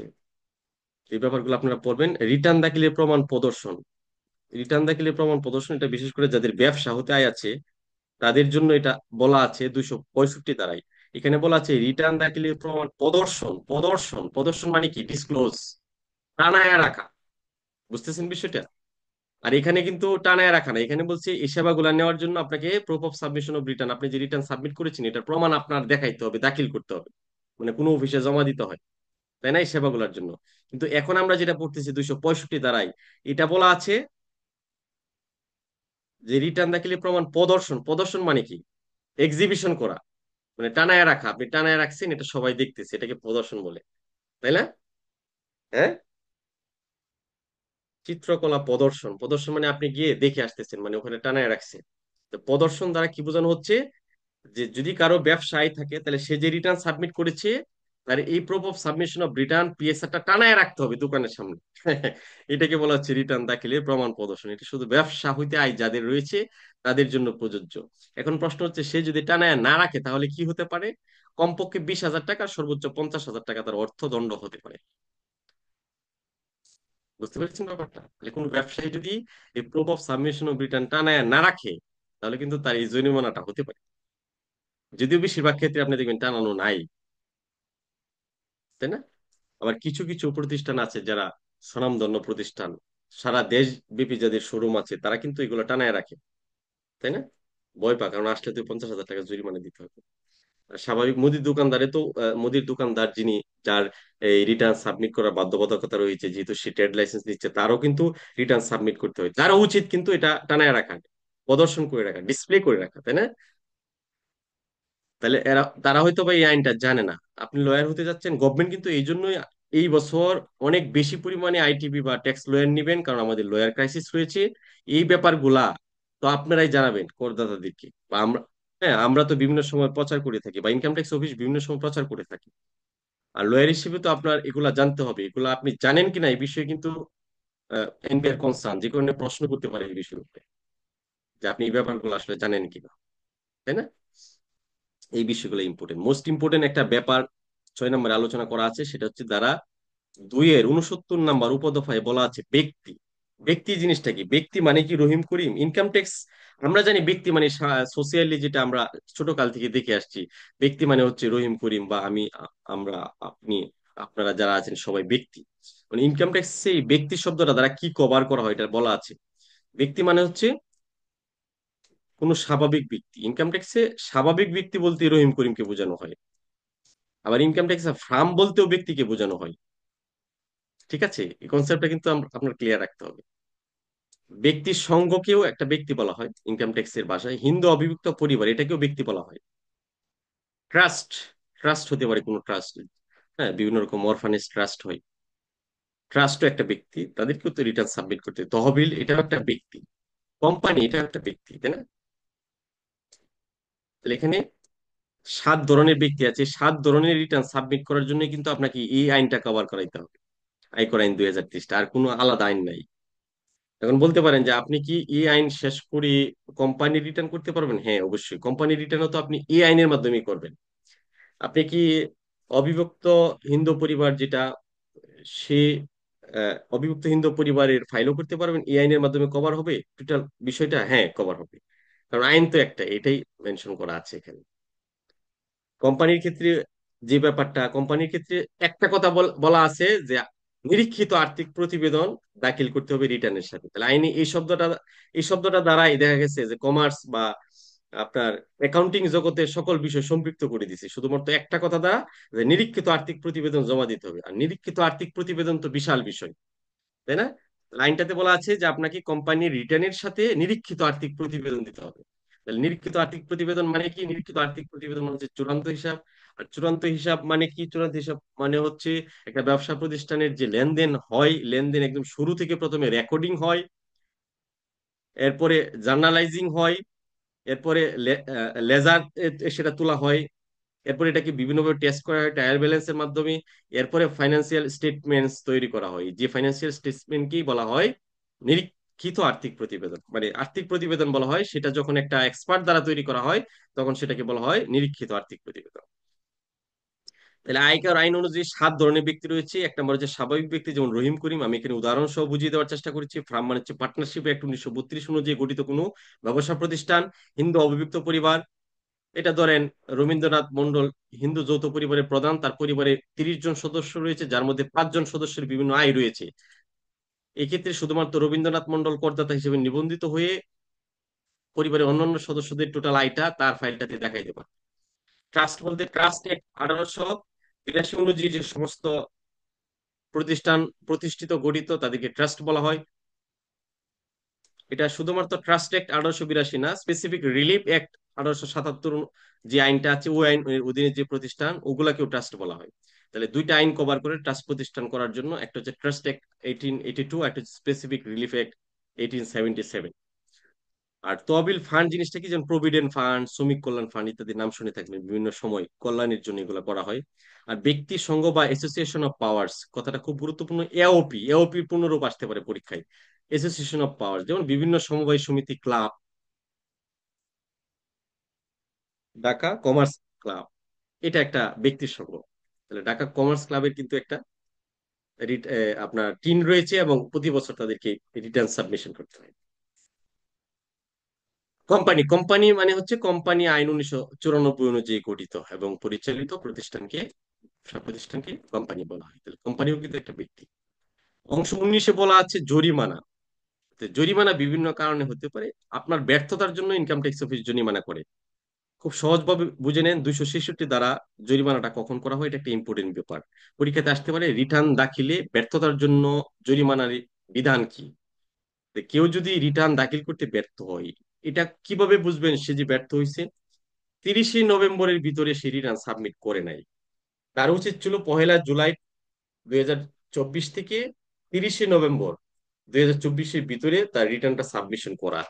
সে যখন সাবমিশন করতে পারলো না, তার মানে সে ব্যর্থ হলো। ব্যর্থ হলে পরে তার জরিমানাটা কি? ব্যর্থ হলে তার জরিমানা হচ্ছে সর্বশেষ নিরূপিত আয়ের উপর ধার্যকৃত করের 10% অথবা ন্যূনতম 1,000 টাকা, এই দুইটার মধ্যে যেটা বেশি সেটা হবে তার জরিমানা। সহজ কথা। তাহলে রহিম সাহেব রিটার্ন সাবমিট করেন না এই বছর, 24-25 পর বছরের। ঠিক আছে, গত বছর সাবমিট করছে, গত বছর সে 5,000 টাকা ট্যাক্স দিছে। তাহলে এই বছর ইনকাম ট্যাক্স অফিসে এসে দেখবে গত বছর তার 5,000 টাকা ট্যাক্স দেওয়া আছে, এই বছর এখনো ট্যাক্স ফাইল জমা দেয় নাই। তাহলে 5,000 টাকার 10% কত হয়? আমি যদি 5,000 টাকার 10% বের করি, 500 টাকা হয়। তাহলে 500 টাকা না, ন্যূনতম 1,000 টাকা, যেটা বেশি। তাহলে 1,000 টাকা আপনার নন সাবমিশন অফ, যেটাকে নন সাবমিশন অফ রিটার্নের জন্য জরিমানা বলা হয়। বুঝতে পেরেছেন? এটা হচ্ছে মূল কথা। তাহলে আপনি এই কথাটাই শুধু মনে রাখেন, ডাইনাভাবে আর তেমন বেশি কিছু না। রিটার্ন দাখিলে ব্যর্থ হইলে পরে আপনাকে সর্বশেষ নির্মিত আয়ের উপর কমপক্ষে 10%, সর্বশেষ নির্মিত আয়ের উপর ধার্যকৃত করে 10% অথবা ন্যূনতম 1,000 টাকা, দুইটার মধ্যে যেটা বেশি সেটা হবে। আর যদি সর্বশেষ নির্মিত না থাকে, তাহলে এই 1,000 টাকা দিয়ে আপনি চিন্তা করেন। আরো কিছু ফ্যাক্ট এখানে বলা আছে কোনটা কখন হয়, তবে এটা হচ্ছে মূল ফ্যাক্ট। যদি সর্বশেষ তার নির্মিত না থাকে, তাহলে ন্যূনতম তো বলাই আছে 1,000 টাকা, সর্বশেষ নির্মিত হয়েছে না মানে শূন্য, আর ন্যূনতম 1,000 টাকা, দুইটার মধ্যে যেটা বেশি, তাহলে 1,000 টাকা হবে তার নন সাবমিশন অফ রিটার্ন জরিমানা। এই কথাটা আপনি বোঝার চেষ্টা, এই লাইনটাই বুঝেন। এই 266 দ্বারা অন্য কোনো লাইন বোঝার দরকার নাই। যদি কেউ রিটার্ন সাবমিশন না করে, সর্বশেষ নির্মিত আয়ের না, নির্মিত আয়ের উপর ধার্যকৃত করে 10% অথবা ন্যূনতম 1,000 টাকা, দুইটার মধ্যে যেটা বেশি সেটা হবে তার জন্য জরিমানা। এই কথাটা এখানে মূল থিম, আর বাকিগুলো হচ্ছে সাপোর্টিং শব্দ। আচ্ছা, এরপরে দেখেন 267 নম্বরে বলা আছে বিধি দ্বারা নির্ধারিত পদ্ধতিতে হিসাব রক্ষণাবেক্ষণ না করিবার জরিমানা। নির্দিষ্ট সিস্টেমে যদি আপনি হিসাব সংরক্ষণ না করেন, তাহলে আপনার একটা জরিমানা হতে পারে। এই জরিমানাটা কি? এই জরিমানাটা হচ্ছে তার পদেয় করের অনধিক 1.5 গুণ উক্ত ব্যক্তির মোট করমুক্ত আয় সীমার মধ্যে হইলে 5,000 টাকা। করমুক্ত সীমায় ট্যাক্সই আসে না, কিন্তু সে একটা অ্যাকাউন্টস জমা দিচ্ছে, অ্যাকাউন্টসটা ভুল, তাহলে ইনকাম ট্যাক্স অফিস তাকে 5,000 টাকা জরিমানা করতে পারে। তাহলে এই দুইটা কথা গুরুত্বপূর্ণ। বুঝতে পেরেছেন ব্যাপারটা? জাল করদাতার শনাক্তকরণ নম্বর। অনেকেরই টিআইএন ভুল থাকে। এটা কিভাবে থাকে? এটা এখনো আমরা পাই। একটা সময় ছিল যখন রিটার্ন সাবমিট করার প্রয়োজন হইতো না, টিন হলেই পরে ক্রেডিট কার্ড দিত। এই সুযোগে অনেক চক্র ছিল, প্রতারক চক্র, তারা একটা টিন কপি করে বিভিন্ন জনরে দিত। তাহলে এটা একটা জাল টিন। তো দেখা গেছে ওই টিনটাই একটা ব্যক্তি আপনি সংরক্ষণ করে রাখলেন, এখন আসিয়া বললেন যে এটা তো আমি টিনটা খুলছিলাম ক্রেডিট কার্ড নেওয়ার সময় 2010 সালে, এখন এটা দিয়ে আমি রিটার্ন দিই। তো আপনি ইনকাম ট্যাক্স অফিসে গিয়ে দেখবেন এই নামে আপনার টিন না, অন্য কারো টিন, অথবা এই নামে আদৌ কোনো টিন নাই। কোন রকম 12 একটা ডিজিট মিলিয়ে আপনাকে একটা টিন বুঝিয়ে দেওয়া হয়েছে আপনার কাছ থেকে। হয়তো ওনারা ফটোকপির দোকানদার গুলা এরকম অনেক ক্ষেত্রে করছে আগে একটা সময়, এখন তো করার সুযোগ নেই। এখন তো অনলাইনে টিন বের করা যায়, ব্যাপারটা সহজ হয়ে গেছে। ওই জালিয়াতির আশ্রয় নিচ্ছেও না মানুষ। তার আগের ব্যাপারগুলো কিন্তু এখনো রয়ে গেছে। হম। অথবা অনেকেই আম, আপনার ব্ল্যাক মানি হোয়াইট করার জন্য ভুল টিন করতে পারে, তাই না? এখনো করতে পারে, ইচ্ছা করেও করতে পারে। এরকম জাল টিন যদি কেউ করে, তার জরিমানা হতে পারে। তার জরিমানার বিধানটা কি? অনধিক 20,000 টাকা। তাহলে এটা আপনি মনে রাখেন, অনধিক 20,000 টাকা জরিমানা হতে পারে জাল টিনের জন্য। অগ্রিম কর ইত্যাদি পরিশোধের ব্যর্থতার জন্য আমরা দেখে আসি 154 ধারায় ইনকাম ট্যাক্স অফিস প্রতি বছর যাদের 6 লক্ষ টাকার উপরে ইনকাম আছে, তাদেরকে প্রতি বছর 4 বার অগ্রিম কর প্রদান করার জন্য চিঠি প্রদান করে থাকে। এই চিঠির প্রেক্ষিতে যদি অগ্রিম কর দেয় তাহলে তো ওকে ফাইন, কিন্তু অগ্রিম কর যদি না দেয় তাহলে ইনকাম ট্যাক্স অফিস কিন্তু একটা জরিমানা করতে পারে। এই জরিমানাটা কি হতে পারে এখানে লেখা আছে, সেক্ষেত্রে উক্ত ব্যক্তির উপর সর্বোচ্চ এরূপ জরিমানা আরোপ করিতে পারিবেন যাহা উক্ত ব্যক্তির পদেয় কর, মানে কত টাকা তার অগ্রিম কর হিসেবে দেওয়ার কথা ছিল সেটা, পদেয় কর ও প্রকৃতপক্ষে পরিশোধিত কর, এই দুইয়ের মধ্যে ব্যবধানের অধিক নহে। মানে বাস্তবিক করতে সে যেটা তার যেটা ট্যাক্স হয়, জরিমানার পরিমাণটা এমন হবে যেটা তার ট্যাক্সের লিমিট ক্রস করবে না। বুঝতে পেরেছেন ব্যাপারটা? এটা এখানে বলা আছে। তাহলে এটাই এখানে মনে রাখতে হবে যে অগ্রিম কর পরিশোধের জন্য জরিমানার বিধানটা কি। এরপরে আসে নোটিশ অমান্যতার জরিমানা। ইনকাম ট্যাক্স অফিসের নোটিশ আসলে পরে একটা সময় মানুষ কিন্তু খুব ভয় পাইতো, এখন হয়তো ভাই ভয়টা কমে আসছে, কারণ মানুষ একটু সচেতন হচ্ছে, চিন্তা করে যে আমার যদি ট্যাক্স বকেয়া থাকে আমি ট্যাক্স দিয়ে দিব, অথবা কেন আমাকে নোটিশটা দিল অনেকে জানতে চায়। মানুষ কিন্তু এখন অ্যালার্ট যে আপনি কি নোটিশটা আমাকে কেন দিলেন। অফিসে এসে অনেকে কিন্তু ওরা কনফ্লিক্ট করে ডিবেট করে যে কেন আমাকে নোটিশ দিবেন, এই ব্যাখ্যাটা জানতে চায়। তা যাই হোক, এই নোটিশের ব্যাখ্যা জানেন কোনো সমস্যা নাই, কিন্তু নোটিশটা আপনি পাইলেন, পাওয়ার পরেও আপনি ইনকাম ট্যাক্স অফিসে আসলেন না, এই ক্ষেত্রে কিন্তু আপনার জরিমানা হতে পারে। কি জরিমানা হতে পারে? সেক্ষেত্রে উপকর কমিশন উক্ত ব্যক্তির উপর এরূপ জরিমানা ধার্য করিতে পারিবেন যাহা তার মোট আয়ের উপর আরোপযোগ্য করে অধিক হইবে না। তাহলে তার যদি বছরে 5 লক্ষ টাকা ট্যাক্স হয়, তাহলে আরো 5 লক্ষ টাকা নোটিশের অমান্যতার জন্য জরিমানা করতে পারে। বুঝতেছেন বিষয়টা? এটাই বলা হয়েছে আর কি। রিটার্নের ভিত্তিতে কর পরিশোধে ব্যর্থতার জন্য জরিমানা। আপনি রিটার্ন সাবমিট করছেন, আপনি ট্যাক্স ক্যালকুলেশন করে দেখলেন আপনার 2,000 টাকা ট্যাক্স দিতে হয়, কিন্তু আপনি দিলেন না। এই বছর সবচেয়ে বেশি ভুল করেছে এই জায়গায় মানুষ। আপনি কি করলেন? আপনি কোন রকম একটা ভুয়া কাগজ দিয়ে দিলেন, অথবা এই এই কোনো চালানই দিলেন না, এইভাবে রিটার্নটা সাবমিট করে মেলায় ফালায় রেখে আসছেন। রিটার্ন তো সার্কেলে রিসিভ হয়েছে, এখন ইনকাম ট্যাক্স অফিস এটা যদি ধরবেই তো হয়তো টুডে টুমোরো, আগামী 5-6 বছর পর্যন্ত তো আপনার রিটার্নটা আলোচনা হবে। হ্যাঁ, দেখা যাবে, চেক করা হবে, কখনো না কখনো তো ধরবেই যে আপনি ট্যাক্সটা পরিশোধ করেন নাই। তখন এটার জরিমানাটা কি হতে পারে? উপকর কমিশনার উক্ত ব্যক্তির উপর সম্পূর্ণ করের অনধিক 25% অথবা ক্ষেত্রমত অপরিশোধিত আংশিক করের সমপরিমাণ পর্যন্ত জরিমানা আরোপ করিতে পারিবেন। তাহলে যতটুকু টাকা আপনি দেন নাই, মানে 2,000 টাকা চালানে আসছিল, তাহলে এটার অপরিশোধিত আংশিক করের সমপরিমাণ, মানে ওই 2,000 টাকা পরিমাণ পর্যন্ত আরো জরিমানা হতে পারে। যত টাকা কম আপনি দেন নাই ওই টাকাটা পর্যন্ত জরিমানা হতে পারে। ঠিক আছে?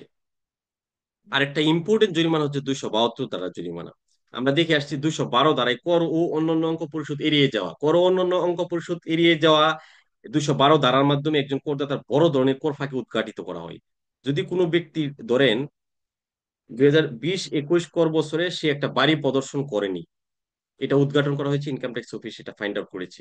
এরপর 2020-21 কর বছরের ওই বাড়ি প্রদর্শন করে নাই, ইনকাম ট্যাক্স অফিস সেখানে কর নির্ধারণ করলো, দেখা গেল তার 5 লক্ষ টাকা কর ফাঁকি হয়ে গেছে। তাহলে জরিমানাটা কিভাবে হবে? এই 5 লক্ষ টাকার উপরে 15%, এই যে দেখেন, ফাঁকি দেওয়া অঙ্ক পূরণ 15%। তাহলে এটার 15% যদি আমি বের করি, 5 লক্ষ টাকার 15%, 5 লক্ষ পূরণ 15% কত হয়? 75,000 টাকা না? এটার সাথে যোগ হবে আরো ফাঁকি দেওয়া অঙ্ক পূরণ 10%, আবার এই 5 লক্ষ টাকার 10%। খেয়াল করছেন? তাহলে 5 লক্ষ টাকার 10%, 10% কত হয়? 50,000। লিখলাম 50,000। এই 50,000-এর গুণ হবে কয় বছর পর্যন্ত সে এটা ফাঁকি দিয়ে চলছিল। ধরেন সে 2 বছর পর্যন্ত ফাঁকি দিয়ে চলছিল, 2021-22 উদ্ঘাটিত হয়েছে, 2021-22 চলে গেছে 1 বছর, 22-23 2 বছর, 23-24 3 বছর, এখন 24-25 এসে এটা ধরা পড়ছে, তাহলে 4 বছর। তাহলে এটা 4 দিয়ে গুণ হবে, 4×50 2 লাখ। খেয়াল করছেন? তাহলে 2 লাখ, 2 লাখ, আর ওখানে হচ্ছে 75,000। 2,75,000, এই দুইটার যোগফল জরিমানা হবে এই জন্য ক যোগ ক্ষয়ের সমপরিমাণ। তাহলে 5 লাখ টাকা যদি কারো কর ফাঁকি থাকে তাহলে তার জরিমানা হবে 2,75,000 টাকা। তাহলে এক তো 5 লাখ টাকা হবে, এটার সাথে আরো 2,75,000 টাকা তাকে জরিমানা দিতে হবে। বুঝতেছেন বিষয়টা? তাহলে এটা মনে রাখতে হবে, আয় গোপন করিবার জন্য জরিমানাটা কি। আশা করি এই জিনিসটা বুঝতে পেরেছেন। চার্টার্ড অ্যাকাউন্টেন্ট কর্তৃক জাল নিকা প্রতিবেদন প্রণয়নের জন্য জরিমানা। যদি কোনো চার্টার্ড অ্যাকাউন্টেন্ট আপনাকে একটা ভুল, মিথ্যা বা জাল অডিট রিপোর্ট তৈরি করে দেয়, তাহলে ওই চার্টার্ড অ্যাকাউন্টেন্টের জরিমানা হবে।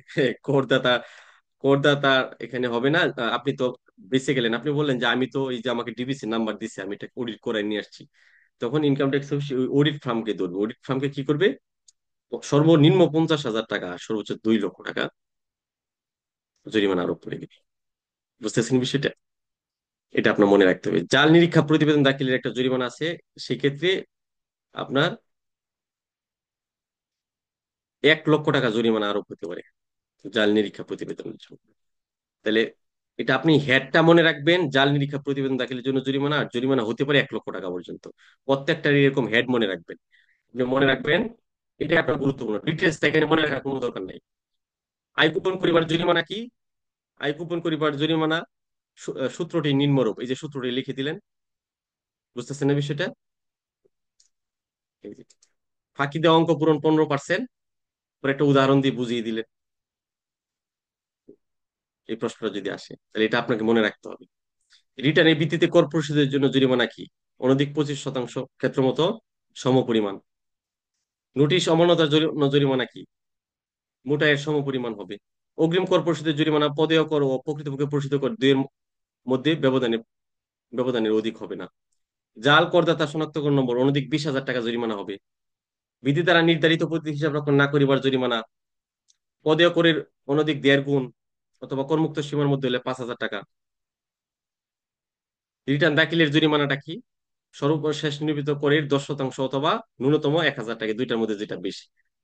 হেডটা মনে রাখবেন, আর ওই ইম্পর্টেন্ট জায়গাটা কতটুকু অর্থদণ্ড হচ্ছে সেটা মনে রাখবেন। তাহলে কিন্তু এই ব্যাপারটা আপনি অ্যাপ্লিকেশন করতে পারবেন, অথবা পরীক্ষায় আসলে আনসার করতে পারবেন। কর খেলাফি হইবার জরিমানা, কেউ যদি কর খেলাফি হয়ে যায় তার উপরে জরিমানা ছেড়ে দেয়। এমনিতে তো তার টাকা নাই, খেলাফি হয়ে গেল, তার উপর আবার জরিমানা বর্তাবে। যে ক্ষেত্রে কোনো করদাতা কর পরিশোধে খেলাপি হন বা খেলাপি হিসেবে গণ্য হন, সেক্ষেত্রে উপকর কমিশনে এই মর্মে নির্দেশ প্রদান করিতে পারিবেন যে উক্ত করদাতা নিকটিতে বকেয়া করে অতিরিক্ত উক্ত বকেয়া করে অধিক হইবে না, এরূপ অঙ্ক জরিমানা হিসেবে আবার আদায় করতে পারবে। তাহলে কোনো দিকে দিয়ে বেঁচে যাওয়ার উপায় নেই।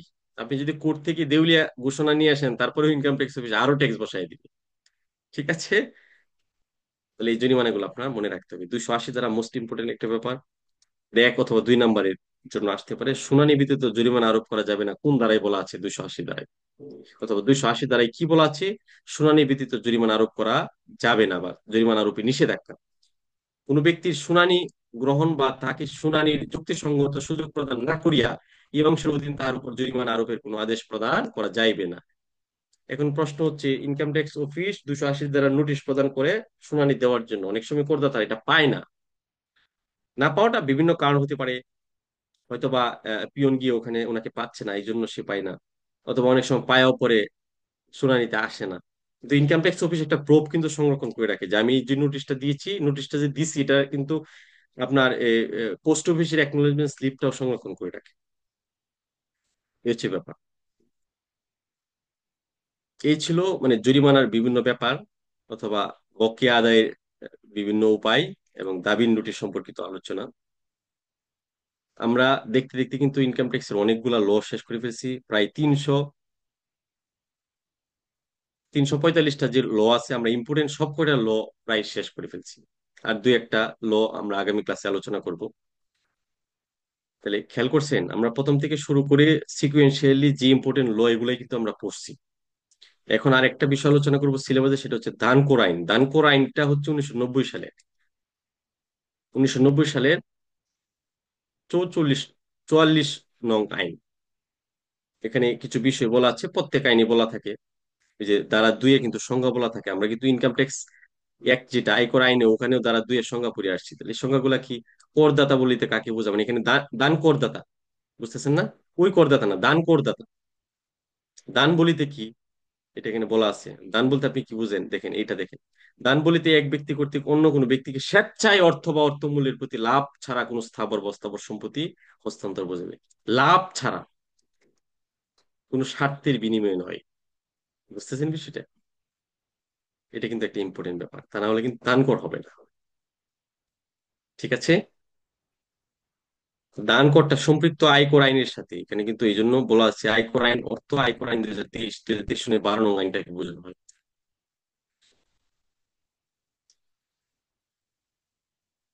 ঠিক আছে? দান করের মধ্যে সবচেয়ে ইম্পর্টেন্ট ব্যাপার হচ্ছে এই যে 4 নাম্বার ইস্যুটা, কতিপয় দানের ক্ষেত্রে অব্যাহতি দান করে, দুইটা ইস্যু ইম্পর্টেন্ট, আর দুইটা ইস্যু পড়ার মতো, এছাড়া বাকিগুলা পড়ার মতো না। এই দুইটা ইস্যু পরীক্ষাতে আসার মতো। একটা হচ্ছে কতিপয় দানের ক্ষেত্রে অব্যাহতি, মানে কোথায় কোথায় বা কতটুকু দান করলে পরে কর দিতে হয় না, এটা কি বলে অব্যাহতি। আমরা দেখে আসছিলাম আয়কর আইনে, তাই না? এক্সেমটেড বা অব্যাহতি, এই যে অব্যাহতি প্রাপ্ত আয় যেগুলো দেখে আসছিলাম, এটার ইংলিশ শব্দটা হচ্ছে খুব সুন্দর একটা শব্দ, এক্সেমটেড। তাহলে কতিপয় দানের ক্ষেত্রে অব্যাহতি, কতিপয় মানে কয়েকটা, কয়েকটা দান আছে যেগুলোর ক্ষেত্রে ট্যাক্স অব্যাহতি। কোনগুলা? দানকৃত সম্পত্তি যদি বাংলাদেশের বাইরে অবস্থিত হয়, আপনার একটা সম্পত্তি আছে মালদ্বীপ, আপনি দিয়ে দিলেন আপনার ছোট ভাইকে যে যা তুই গিয়ে ওখানে থাক, তাহলে এটার জন্য দান কর দিতে হবে না। এটা আপনার বন্ধুরে দিয়ে দিলেন, তাহলে সেটার জন্য দান কর হবে না। দান যদি সরকার বা কোনো স্থানীয় করতে হবে, আপনি সরকারের যদি কোনো কিছু দিয়ে দেন, তাহলে দান কর দিতে হবে না। দান যদি দাতব্য উদ্দেশ্যে প্রতিষ্ঠিত নিম্নবর্ণিত কোনো তহবিল বা প্রতিষ্ঠানকে করা হয়, তাহলেও আপনাকে দান কর দিতে হবে না। আপনি যদি কোনো বিশ্ববিদ্যালয় শিক্ষা বোর্ডের স্বীকৃতপ্রাপ্ত অথবা সরকার কর্তৃক স্বীকৃত বা পরিচালিত কোনো পলিটেকনিক্যাল ইনস্টিটিউটকে দান করেন, তাহলে আপনার দান কর দিতে হবে না। বুঝতেছেন বিষয়টা? তাহলে এদেরকে দান দিলে দান কর দিতে হবে না, এটা কি বলা হচ্ছে দানের ক্ষেত্রে অব্যাহতি, মানে ট্যাক্স এক্সাম্পটেড, গিফট ট্যাক্স এক্সাম্পটেড, দান কর ছাড়াই আপনি দান করতে পারবেন। আপনি দান করতে যাচ্ছেন, আপনাকে কর দিতে হবে, তা নাহলে আপনি দান করতে পারবেন না। কয়েকটা জায়গায় দান করলে পরে কর দিতে হয় না, এটাকে বলা হয় এক্সেমটেড বা অব্যাহতি। এখানে এখানে বলা আছে কোন কোন গুলার ক্ষেত্রে অব্যাহতি। সরকার কর্তৃক গঠিত বা অনুমোদিত কোনো বন্যা বা দুর্যোগ মোকাবেলা তহবিল, দুর্যোগ মোকাবেলা তহবিলে যদি আপনি দান করেন, তাহলে আপনাকে দান কর দিতে হবে না। সাধারণ জনগণের কল্যাণে পরিচালিত হয় এমন কোনো ব্যক্তিগত ধর্মীয় প্রতিষ্ঠান ব্যতীত ধর্মীয় বা দাতব্য উদ্দেশ্যে বাংলাদেশে প্রতিষ্ঠিত বা সরকার কর্তৃক অনুমোদিত বা ধর্মীয় বা দাতব্য উদ্দেশ্যে প্রতিষ্ঠিত প্রচলিত আইনে নিবন্ধিত কোনো প্রতিষ্ঠানকে করদাতা কর্তৃক সংশ্লিষ্ট কর বৎসরে নির্মিত মোটায়ের, এই যে দেখেন, নির্মিত মোটায়ের 20% বা 1 লক্ষ টাকা, এই দুইয়ের মধ্যে যাহা কম, ওই অংশটুকুর উপর দান কর দিতে হবে না। বুঝতেছেন বিষয়টা? যদি দান যদি বরণ পোষণের জন্য তার উপর নির্ভরশীল কোনো আত্মীয়ের বিবাহ গেলে সর্বোচ্চ 20,000 টাকা পর্যন্ত আপনি বিবাহে দান করতে পারবেন। ঠিক আছে না? এটার জন্য দান কর দিতে হবে না। দান যদি পত্নী ব্যতীত ভরণ পোষণের জন্য তার উপর নির্ভরশীল কোনো আত্মীয়কে সর্বোচ্চ 20,000 টাকা মূল্য পর্যন্ত বীমা বা বার্ষিক পলিসি, বৃত্তির পলিসি দ্বারা করা হয়, তাহলে সেখানে দান কর দিতে হবে না। ঠিক আছে? দান যদি উইল মূলে করা হয়, উইল মূলে যদি কেউ দান করে, তাহলে তাকে দান কর দিতে হবে না। দান যদি মৃত্যু চিন্তায় করা হয়, তাহলে দান কর দিতে হবে না। ঠিক আছে? দান যদি পুত্র কন্যা, এখানে এই সম্পর্কগুলো মনে রাখতে হবে। দান যদি পুত্র কন্যা, পিতা মাতা, স্বামী স্ত্রী, আপন ভাই অথবা আপন বোনকে করা হয়, তাহলে দান কর দিতে হবে না। সম্পর্ক কয়টা, এই সম্পর্কগুলো মনে রাখবেন। পুত্র, কন্যা, পিতা 3টা, মাতা 4টা, স্বামী 5টা, স্ত্রী 6টা, আপন ভাই 7টা, আপন বোন 8টা। এই 8টা সম্পর্ক কি যদি দান করা হয়, তাহলে দান কর দিতে হবে না। আপনি দান করতে যাচ্ছেন, আপনাকে দান কর দিতে হবে, কিন্তু এই সম্পর্কের লোকদেরকে যদি আপনি দান করেন, তাহলে আপনাকে দান কর দিতে হবে না। কিভাবে বুঝলেন? এখানে দান করেন 1990 এর ধারা 4-এ বলা আছে। এগুলো কিন্তু ইম্পর্টেন্ট, যে কোন কোন বিষয়গুলোর ক্ষেত্রে দানের ক্ষেত্রে অব্যাহতি রয়েছে। এই বিষয়গুলো কিন্তু আপনাকে উল্লেখ করতে হবে, সিরিয়ালি সব উল্লেখ করতে হবে তা কিন্তু নয়। আপনি যে 4-5টা আনলেন বা 4-5টা মুখস্থ রাখলেন, ওগুলো উল্লেখ করে দিবেন। উপধারা একে উল্লেখিত অব্যাহতি ছাড়াও কোনো ব্যক্তি কর্তৃক কোনো আর্থিক বছরে কৃত 20,000 টাকা মূল্যের দানের উপর এই আইনের অধীন কোনো দান কর ধার্য হইবে না। তাহলে আমরা যেরকম স্ল্যাব রেটে পড়ে আসছি 3.5 লক্ষ টাকা, এরকম যে কোনো দান আপনি 20,000 টাকা পর্যন্ত অব্যাহতি, এরপর থেকে হিসাব করবেন। কিভাবে ক্যালকুলেশন করা হয় সেটা আমরা পরে দেখতেছি। এই যে দেখেন ক্যালকুলেশন। আর বাকি ব্যাপারগুলো তেমন ইম্পর্টেন্ট না। দুইটা ব্যাপার ইম্পর্টেন্ট, একটা হচ্ছে স্ল্যাব রেটটা দান করে, একটা হচ্ছে কোথায় কোথায় দান করলে অব্যাহতি পাওয়া যায়। এই যে তফসিলে এই স্ল্যাব অনুযায়ী আপনাকে দান করতে হবে। তাহলে আপনি রহিম সাহেবকে দান করতে যাচ্ছেন, আপনাকে দান কর দিতে হবে। এই যে দানের উপর কর অব্যাহতি সীমার অতিরিক্ত মূল্যের 5 লক্ষ টাকা, তাহলে যে কোনো দান যদি 20,000 টাকা হয়, এই যে এটা দ্বারা আমরা কি বুঝলাম? প্রেস লাগায়েন না, লাস্টের লাইনটা আবার করে আসি। উপধারা একই, মানে এই যে একই, মানে এখানে যে বিষয়গুলো আলাদাভাবে করে আসছি, উপধারা এক বোঝাইছে, উপধারা একে উল্লিখিত অব্যাহতি ছাড়াও কোনো ব্যক্তি কর্তৃক কোনো আর্থিক বৎসরে কৃত 20,000 টাকা মূল্যের দানের উপর এই আইনের অধীন কোনো কর ধার্য হবে না। এগুলো তো আছেই, এগুলা ছাড়াও যে কোনো দান হোক সেটা 20,000 টাকা পর্যন্ত দান কর মুক্ত হবে না। তাহলে ধরেন এখানে স্ল্যাব রেটটা আমরা এসে দেখলাম যে দানের উপর কর অব্যাহতি সীমার অতিরিক্ত মূল্যের 5 লক্ষ টাকার উপর 5%। তাহলে রহিম সাহেব করিম সাহেবকে দান করছে ধরেন, কথার কথা, 5 লক্ষ টাকা। তাহলে প্রথমেই কর অব্যাহতি কত? 20,000 টাকা বাদ দিলাম। ঠিক আছে, তাহলে থাকে কত?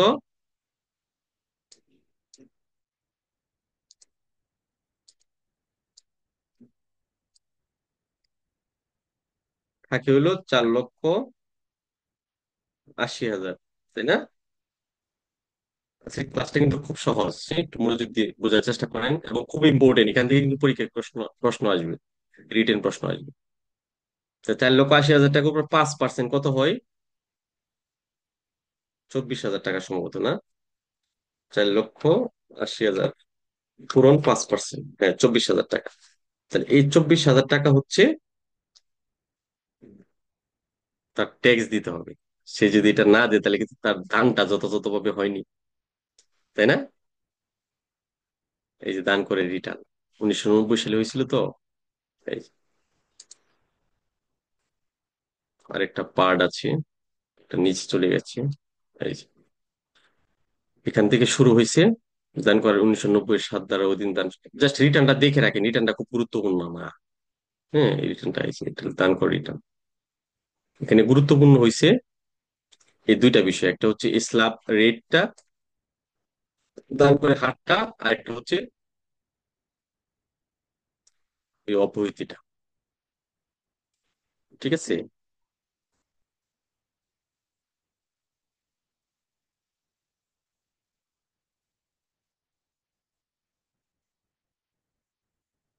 অব্যাহতিটা দেখি কোথায় দেখে আসলাম কেবল, এই যে এই অব্যাহতিটা। তাহলে দ্বারা চারটা অনেক ইম্পর্টেন্ট, তাই না? দ্বারা চারটা পড়বেন আর ওই রেটটা পড়বেন। ব্যানকোর থেকে আর কোনো কিছু পড়ার নাই তো, কি পড়বেন তো? পড়ার থাকলে তো। তো দানকোর থেকে আসলে এই দুইটা জায়গা থেকে কোশ্চেন আসতে পারে। ঠিক আছে, এতটুকুই ছিল আজকে আমাদের আলোচনা, তাই না? আলোচনার ব্যাপ্তি একটু আজকে কমই। তাহলে আশা করি যতটুকু পড়িয়েছি ততটুকু বুঝতে পেরেছেন। আপনার কাজ হচ্ছে এই লেকচারটা কালকে বিকাল পর্যন্ত পড়া, আর কোনো লেকচার না পড়া। আর এটা এটা শেষ করে পরে অন্য কোনো লেকচার পড়ে। ঠিক আছে, আশা করি এতটুকু বুঝতে পেরেছেন। এটার ভিতরে কোনো কোশ্চেন আছে কিনা আমি দু একটা কোশ্চেন SMS মেসেজ থেকে নিচ্ছি, এরপরে আপনাদের মুখ থেকেও শুনবো। এরপরে আমরা কিন্তু ওই যে লেকচার 3-এর অঙ্কটা দেখবো আজকে, হ্যাঁ? এটা নিয়ে অনেকেরই সমস্যা আছে, ন্যূনতম করদা এটা যদি আপনি বুঝে ফেলেন ট্যাক্সের অঙ্ক আপনাকে কেউ আটকাইতে পারবে না। আচ্ছা, এনে বলছে প্র্যাকটিক্যালি দেবেন প্লিজ। স্যার এটা, এটাই প্র্যাকটিক্যালি দেবেন প্লিজ। আচ্ছা, এটা আমি বুঝি নাই, আনসার দিতে পারবো। নেট ইস্যু কি অনলি আমার? ওর সবার স্ক্রিন ব্ল্যাঙ্ক। Net issue. আচ্ছা, এখন তো মনে হয় সবাই শুনতে পাচ্ছেন। আচ্ছা আচ্ছা, একটা প্রবলেম হচ্ছে প্রশ্ন বলতে। প্রশ্নে যদি উল্লেখ না থাকে তাহলে দ্বারা উল্লেখ করা লাগবে কিনা? না, অসম্ভব। কিছু প্রশ্ন আসতে পারে দ্বারাই চাওয়া হইলো, স্বনির্ধারণী পদ্ধতিতে রিটার্ন দাখিল করা কোন দ্বারায়? 180 দ্বারায়। চাইছে এই দ্বারা, এটা দিতে হবে। বুঝতেছেন না বিষয়টা? কিন্তু দ্বারা চাই নাই, আপনি একটা ইস্যু লিখতে গেছেন, হ্যাঁ, আর্থিক পরিশ্রম পদ্ধতি আই, তাহলে এটার দ্বারাটা আপনি লিখতে গেলেন, লিখতে গেলে কিন্তু দেখা গেছে প্রত্যেকটা ইস্যুরই আবার দ্বারা চলে আসে। ওইটা আপনি লিখতে যাবেন না, জাস্ট আর্থিক পরিসম্পদ কি ওইটা লিখে দিলেন। দ্বারাটা কোন দ্বারায় বলা আছে এটা লেখা দরকার নাই। ঠিক আছে, আর দু একটা প্রশ্ন দেখি। কেউ যদি কখনো কর দেন নাই তার বেলা কি হবে?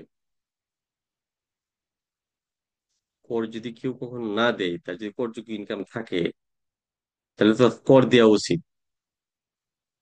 সে যদি এতদিন দেয় না, আজকে থেকে শুরু করুক, সমস্যা নেই। ঠিক আছে, আচ্ছা, গিফট ট্যাক্স এসআরওতে ভাই বোনের নেম। আচ্ছা, দানকর থেকে অঙ্ক আসতে পারে? না না না, অসম্ভব। দানকর থেকে কোনো অঙ্ক আসবে না। দানকর থেকে আমি যে দুইটা জায়গা দেখাইছি, এই দুইটা জায়গায় পড়বেন। আর বেশি নিয়ে চিন্তা করতে গেলে কিন্তু আপনি সব ভুলে যাবেন। এমনিতে এই বয়সে এসে পড়াশোনা মনে থাকে না, এরপর যদি আর একটু বেশি পড়তে যান তাহলে সব শেষ, লিখাই যাবে না কিছু। স্ল্যাবটা বোঝার নাই। আচ্ছা, স্ল্যাবটা একটু দেখাই। ওই যে স্ল্যাব তো এটাই, সহজই তো স্ল্যাবটা, তাই না? ওই যে আমরা যেরকম ওই ট্যাক্সের স্ল্যাবটা দেখে আসছি এরকম। তাহলে ধরেন এক ব্যক্তির দান করছে সে, এটা আর একটু বাড়ায় দেখি, 25 লাখ টাকা ধরি, হ্যাঁ? তাহলে তার থাকে কত?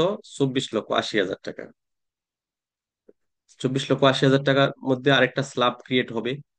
কি স্ল্যাব ক্রিয়েট হবে?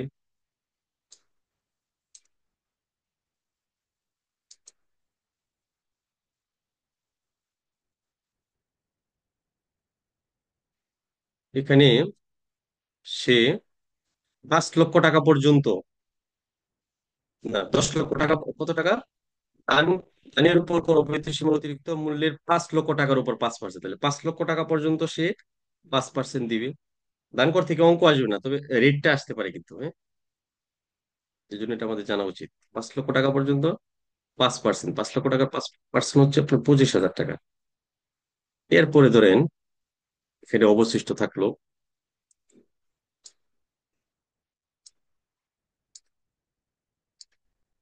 অবশিষ্ট কত থাকলো? 24,80,000 টাকা থেকে 5 লক্ষ টাকা আপনি বাদ দিলে 19,80,000 টাকা থাকে, তাই না? 19,80,000 টাকা। তাহলে এখানে পরের স্ল্যাবটা কত দেখেন? 10%। তাহলে প্যারা এক এর মানে এই যে একের মানে এই যে উপরের, হ্যাঁ, প্যারা একের উল্লেখিত অতিরিক্ত মূল্যে পরবর্তী অতিরিক্ত 10 লক্ষ টাকা। তাহলে পরের স্ল্যাবটা হলো 10 লাখ। 10 লাখ, ঠিক আছে? 10 লাখ, 10 লাখের উপরে কত টাকা ট্যাক্স দিবেন? 10%। তাহলে এখানে কত আসে? দেখছেন, অনেক টাকা ট্যাক্স দিতে হয় কিন্তু, তাই না? আপনি দান করতেছেন, আবার দান আপনার প্রিয় মানুষকে করতেছেন, তাহলে আপনি সরকারকে দিবেন না টাকা? এই যে, তো দান করটা দেয় কি? যিনি দান করে উনি, তাই না? দান কর দেয় কি? যিনি দান করেন, ওনার আছে দেখি তো উনি দান করতেছে। যে পাচ্ছে তার দিতে হয় না, তার নাই এই জন্য তো সে নিচ্ছে, তাই না? এখন যদি যে পাচ্ছে তার যদি দান করে দেওয়ার প্রয়োজন হতো তাহলে তো সে নিতই না, যেটা আমি ওই ট্যাক্স আমার তো এমনিতেই নাই কিছু, দান নিচ্ছে আবার ট্যাক্স দেবো থেকে, তাই না? আচ্ছা, আচ্ছা, পরের স্ল্যাবটা দেখি, হম। তাহলে এখানে 10 লক্ষ টাকা বাদ দিলে কত থাকে দেখছেন? 10 লক্ষ টাকা বাদ দিলে 9,80,000। 9,80,000। 9,80,000 পরে স্ল্যাবটা কত দেখি? প্যারা দুই উল্লিখিত অতিরিক্ত মূল্যের পরবর্তী 20 লক্ষ টাকার উপর। তাহলে পরের স্ল্যাবটা হচ্ছে 20 লক্ষ টাকা, কিন্তু আমার এখানে আছে মাত্র 9,80,000 টাকা। তাহলে এটাই অবশিষ্ট, এটার উপরে 15%। তাহলে 9,80,000 টাকার উপরে 15% দেখি।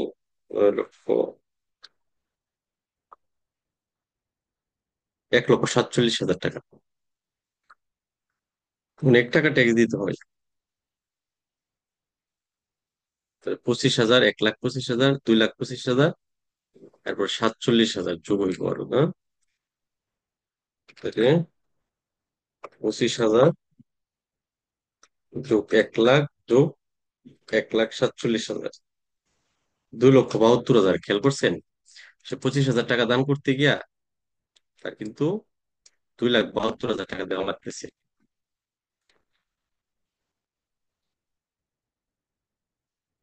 দান কর থেকে কোনো অঙ্ক আসবে না, নিশ্চিত থাকেন।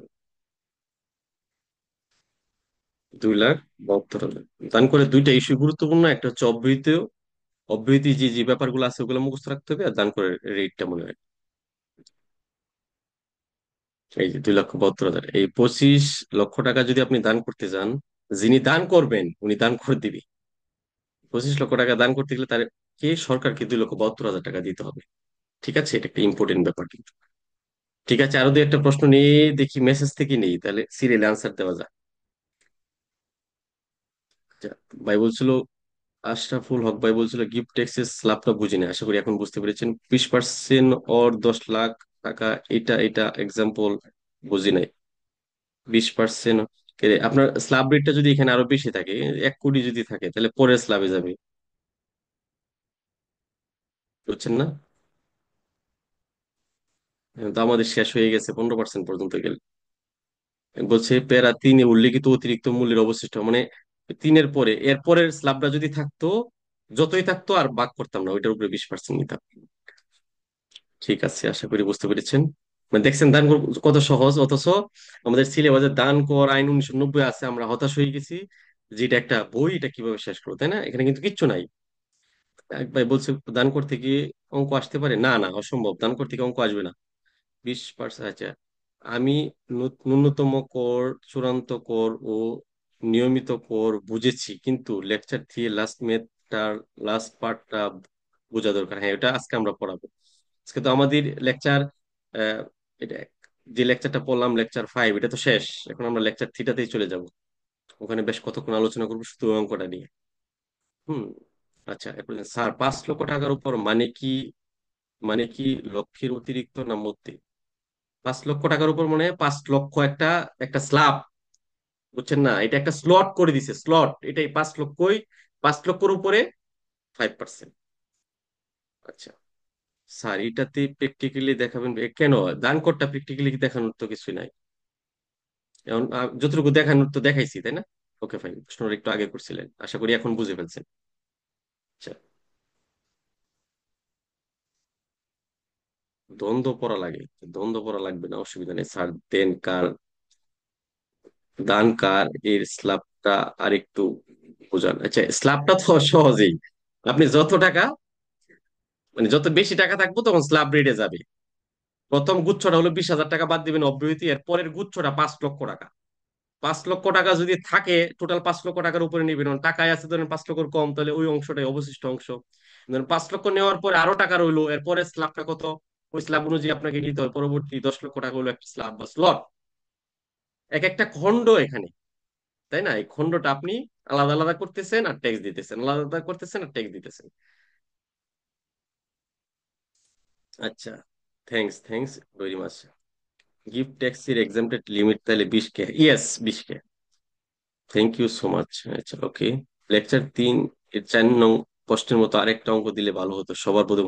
এই অঙ্কটা ক্লিয়ার করেন, এরপরে আপনি যে কোনো অঙ্ক আপনি করতে পারবেন। সার্কশিট 5 পিডিএফ পাই নাই, চার দিয়ে দিবেন গ্রুপে। হ্যাঁ, গ্রুপে দেওয়া আছে অবশ্য, আপনি তো আহ, আহ, একটু খুঁজলে পাইতেন। ঠিক আছে, এরপরে আমি আবার প্রয়োজনে দিয়ে দিব। এমেন্ডেড রিটার্ন কত ধারা? 180-2 ধারা। এমেন্ডেড রিটার্ন 180-2 ধারা। ঠিক আছে, 180-1 ধারা রিটার্ন সাবমিশন, এটা ভুল হয়ে গেছে। 180-2 ধারা হলো এমেন্ডেড রিটার্ন, যেটাকে ভুল সংশোধনী রিটার্ন বলা হয়। ঠিক আছে, ঠিক আছে। খুব সুন্দর সুন্দর প্রশ্ন আসলে আপনারা করেন। আপনারা এখানে মনে হয় অনেকে আছেন খুব দক্ষ ট্যাক্সে, না? অনেক প্র্যাকটিস করেন, বোঝা যায় কোশ্চেনের ধরন অনুযায়ী। আর অনেকে আছেন মিডিয়া করা হয়তো বা আহ, প্রয়োজন পড়েনি, এই জন্য পড়েননি। তবে এখানে আপনারা যারা আছেন সবাই অত্যন্ত মানে মেধাবী। আপনারা আপনাদের মেধাটা ইউজ করে আসলে আইটিপি পরীক্ষায় কৃতকার্য হয়ে আসেন, এই প্রত্যাশা কিন্তু আমার সবসময় থাকে। দুই একটা কোশ্চেন নিয়ে 5 মিনিটের বিরতি দিতে যাবো, এরপরে ওই অঙ্কটা দেখাবো। হ্যান্ড রাইজ যারা করে আছেন তাদের মধ্যে থেকে আমি আনমিউট করতেছি। সারোয়ার হোসেন ভাই প্রশ্ন করছেন, একদম রিলেভেন্ট কোশ্চেন করবেন, হ্যাঁ? ঠিক আছে, আমি আপনাকে আনমিউট করে দিয়েছি, আপনি কোশ্চেন করতে পারেন। আসসালামু আলাইকুম ইসলাম ভাইয়া বলেন। আলাইকুম ওয়ালাইকুম আসসালাম, স্যার। জি ই ভাইয়া বলেন। কারোর যদি, জি স্যার, যে মানে আপনি বলার পরে ক্লিয়ার হইলো যে যে দান করবে সেই দান করতে দিবে। রাইট, আমি আসলে রাইট। শুরুতে মনে করছিলাম যে যে পাবে সে দিবে আর কি। তাহলে আর আচ্ছা, কেউ ওইটা দান ক্লিয়ার নিত, হয়ে, পালাই তো সবাই যে দান করো না মানে, তাই না? আচ্ছা না, সে তো স্যার একটা অ্যামাউন্ট পাইছে, ওখান থেকে কিছু কর দিয়ে দিত স্যার। 25 লাখ টাকা থেকে 2 লাখ কিছু দিয়ে দিত আর কি স্যার। দিয়ে দিতে পারতো, তাহলে ঠিক স্যার আছে। যে ওই জমিটা বিক্রি করা লাগবে, যে নাহলে তো দিতে দান, পারবো না। যে দান গ্রহণ করে সে তো এমনিতেই গরিব ধরে নেওয়া হয়, তাই না? জি স্যার। ঠিক। আচ্ছা, ওইটা স্যার এমনি বললাম।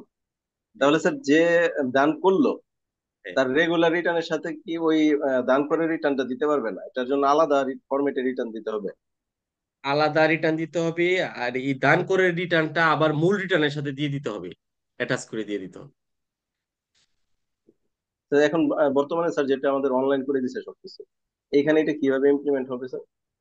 এটা অফিসকে অবগত করতে হবে, যেহেতু অনলাইনে দান করে করে রিটার্নের এখনো সিস্টেমটা নাই, তার মানে যে সিস্টেমে আছে ওই সিস্টেমে আপনি দান করে রিটার্নটা সাবমিট করবেন, সরাসরি ম্যানুয়ালি সাবমিট। ম্যানুয়ালি ম্যানুয়ালি তারপর অফিসকে অবহিত করে দিবে স্যার। Right, exactly. আচ্ছা আচ্ছা, ঠিক আছে, thank you. Okay, okay, thank you very much. Okay Shahidullah okay. ভাই, আমি আপনাকে আনমিউট করতেছি, দাঁড়ান। শহীদুল্লাহ ভাই, আপনি প্রশ্ন করেন, হ্যাঁ। আসসালামু আলাইকুম স্যার। ওয়ালাইকুম আসসালাম, জি বলেন। স্যার, আমার একটু মাঝে মধ্যে একটু কোশ্চেন এরাইজ হয়ে যায় যে কখনো কখনো প্রশ্নের মধ্যে দেখা যায় যে করযোগ্য আহ, বেতন, কর নিরূপণযোগ্য বেতন খাতে আয়, কর নিরূপণযোগ্য বাসায় কৃষি খাতে আয়, কর নিরূপণযোগ্য ভাড়া খাতে আয়। আবার কোথাও বলা থাকে কোশ্চেনের মধ্যে যে ভাড়া হতে আয়, আবার কোথাও বলা হয় যে কৃষি হতে আয়। এক্ষেত্রে স্যার আমি যে অনুমোদনযোগ্য খরচ যেটা, এটা কোন ক্ষেত্রে স্যার অ্যালাউ করবো? বুঝলাম যে স্যার আচ্ছা। যেমন স্যালারি ক্ষেত্রে বিভিন্ন খাত ওয়াইজ আছে, সেক্ষেত্রে আমরা হুম। অ্যালাউ করে দিলাম। তো এখন বলে দিল আচ্ছা বেতন খাতে আয় এত টাকা। আচ্ছা আচ্ছা আচ্ছা, শহীদুল্লাহ ভাই, আপনি যে কোশ্চেনটা করছেন অত্যন্ত ইম্পর্টেন্ট একটা কোশ্চেন, এবং এটা সবার মনের ভিতরে গুরুচকর করে যে আমি কিভাবে শর্টিং করবো। এটার জন্য একটা জি ফ্যাক্টস স্যার, এটা আমাকে খুব আপনি একটু দেখান। কনফিউশনের মধ্যে পড়েছে। আপনি এটার জন্য একটা ফ্যাক্টস দেখান, আমি নিশ্চিত ওই ফ্যাক্টস এর মধ্যে কোনো না কোনো ক্লো থাকবে, যেটা দেখে বোঝা যাবে যে এখান থেকে বাদ দিবেন না দিবেন না। বুঝতে পেরেছেন? ওকে স্যার, ঠিক আছে, আমি তাহলে আপনি একটা ফ্যাক্টস, কিছুক্ষণ পর আপনি আপনি বলতেছেন বের যে করি আপনি স্যার, বিভিন্ন বের করি জায়গায় আমি পান আপনাকে। আর কনফিউজড হয়ে যাচ্ছেন।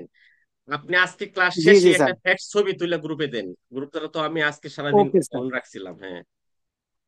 আজকে ঠিক আছে রাত্রেই স্যার, দেন যে ঠিক আমি আছে। এটা বুঝতেছি না, আর এটা বোঝার ধরনটা আপনি কিভাবে বুঝলেন যে এটা মাইনাস হবে নাকি হবে না, তখন ওখানে আমি আনসার দিয়ে দিব ইনশাল্লাহ। জি আমার জি ধারণা স্যার, হ্যাঁ এক্ষেত্রে এমন কোনো ফ্যাক্টস নাই যেটার মধ্যে ক্লু থাকবে না, আপনি বাদ দিবেন না দিবেন না। বুঝতেছেন বিষয়টা? Okay sir. Okay sir. ঠিক আছে ভাইয়া। জি sir, thank you sir. Okay, welcome. আসসালামু আলাইকুম।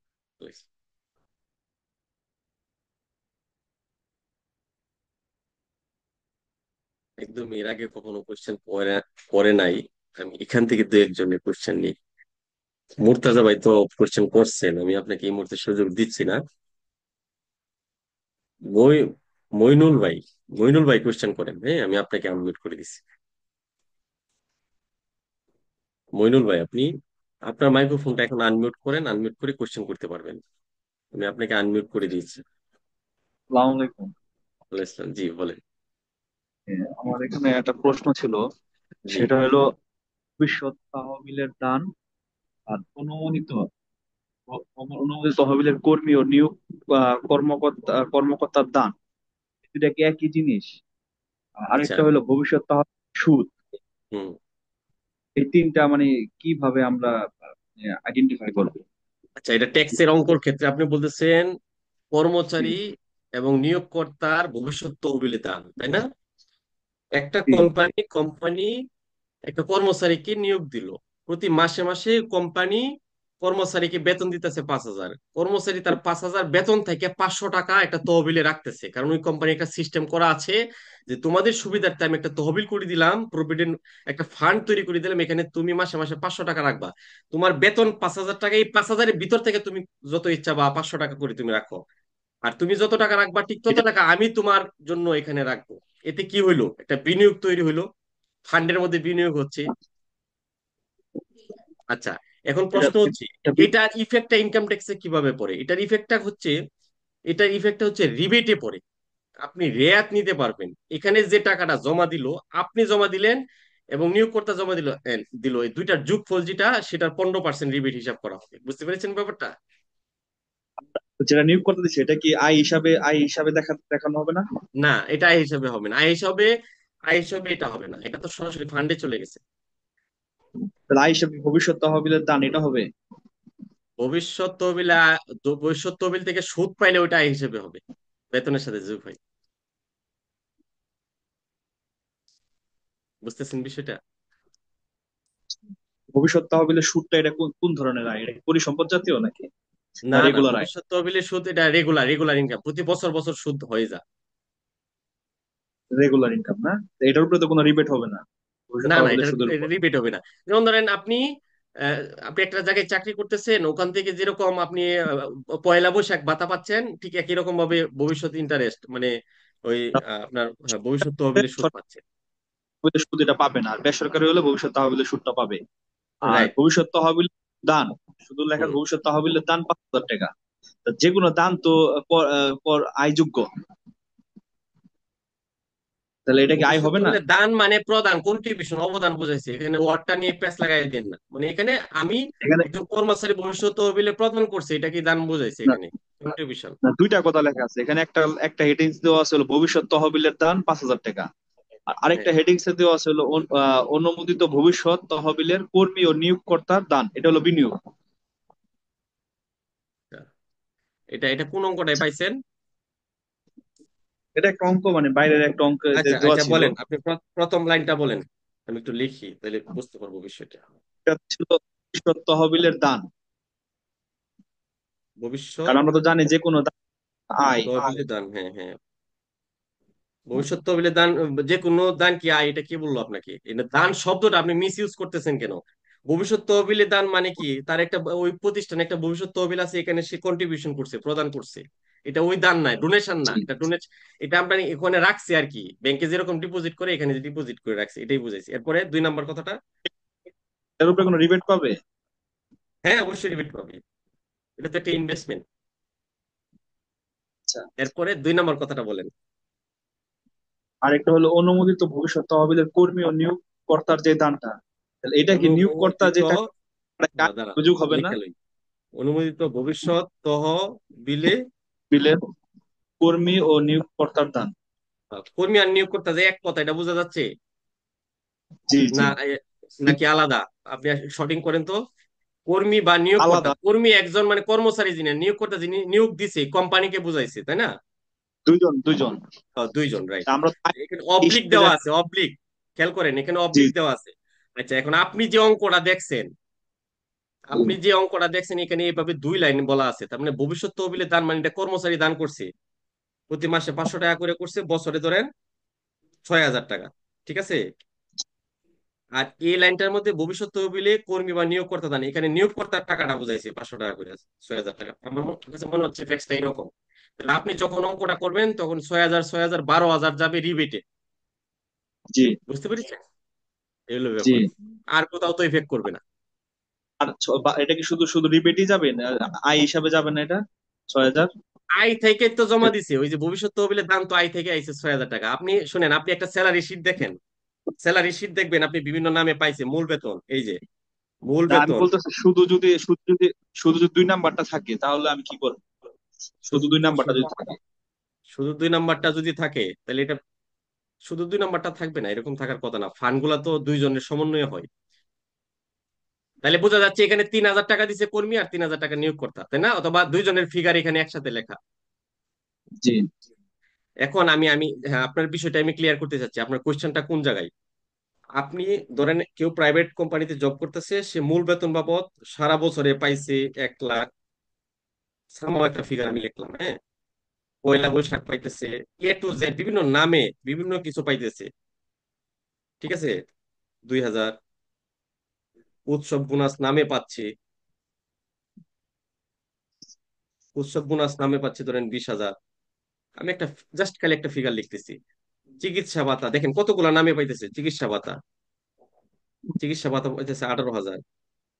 এখানে লেখা থাকে কিন্তু প্রাপ্তি, মানে এগুলা পাইছি। এরপরে স্যালারি শিট দেখবেন আপনি, প্রাইভেট জব হোক আর সরকারি জব হোক, দেখবেন পরে কর্তন, কর্তন সমূহ এভাবে লেখা থাকে। কর্তন সমূহের ভিতরে কিন্তু লেখা থাকবে অনুমোদিত ভবিষ্যৎ তহবিলে প্রদান। বুঝতেছেন না বিষয়টা? তার মানে কি, প্রথমে সে পাইছে, এই পাওয়ার টাকা আবার কাইটা নিয়ে নিছে, কথার তো এটাই, তাই না? অনুমোদিত ভবিষ্যৎ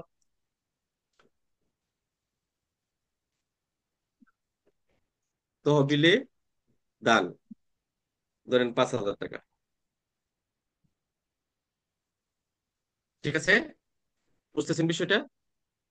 এখন এই যে 5,000 টাকা, প্রথমে তো সে টাকাটা পাইছে, এই যে মূল বেতন যে টাকা পাইলো, পয়লা বৈশাখ বাবদ পাইলো, উৎসব বোনাস বাবদ পাইলো, চিকিৎসা ভাতা বাবদ পাইলো, এগুলা তো কি, এগুলা তো তার প্রাপ্তি। এখান থেকে 5,000 টাকা সে ভবিষ্যৎ তহবিলে দান করছে।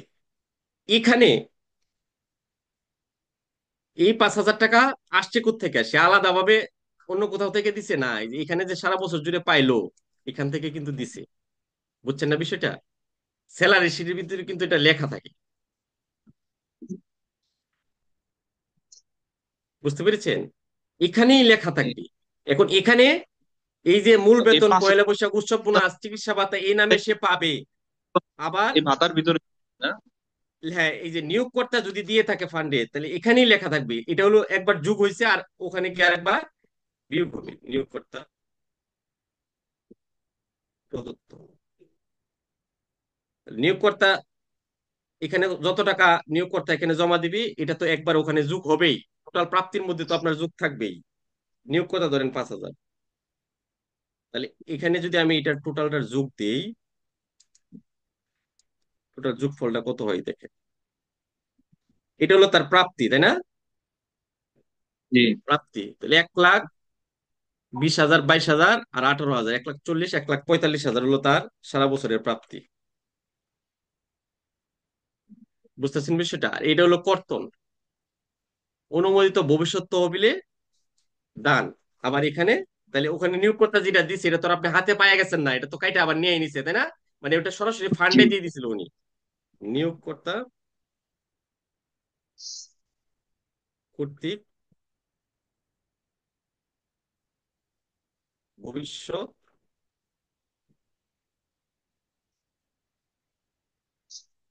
তহবিলে দান, ধরেন 5,000 টাকা। আলটিমেটলি কি দাঁড়াইলো যে আপনার এই টোটাল প্রাপ্তি থেকে 10,000 টাকা কমে গেল। দেখেন তো, টোটাল প্রাপ্তি কত ছিল? 1,40,000 টাকা। তাহলে 40,000। আলটিমেটলি এখান থেকে কত টাকা কমে? এখন কর্তন সমূহের মধ্যে এটা যেহেতু আছে, এরকম আপনি দেখবেন গোষ্ঠী বীমা লেখা আছে, গোষ্ঠী বীমা। তাহলে এটা কোন জায়গা থেকে কমবে? গোষ্ঠী বীমা ধরেন 100 টাকা করিয়া 12 মাসে 1,200 টাকা, ঠিক আছে? তাহলে এটা হলো আপনার টোটাল প্রাপ্তি 1,40,000 টাকা। আর এগুলো হচ্ছে কর্তন, মানে এই কর্তনটা তাহলে 1,40,000-এর ভিতর থেকে গেছে না? জি হ্যাঁ, এই দেখেন 1,40,000 টাকার ভিতর থেকে গেছে।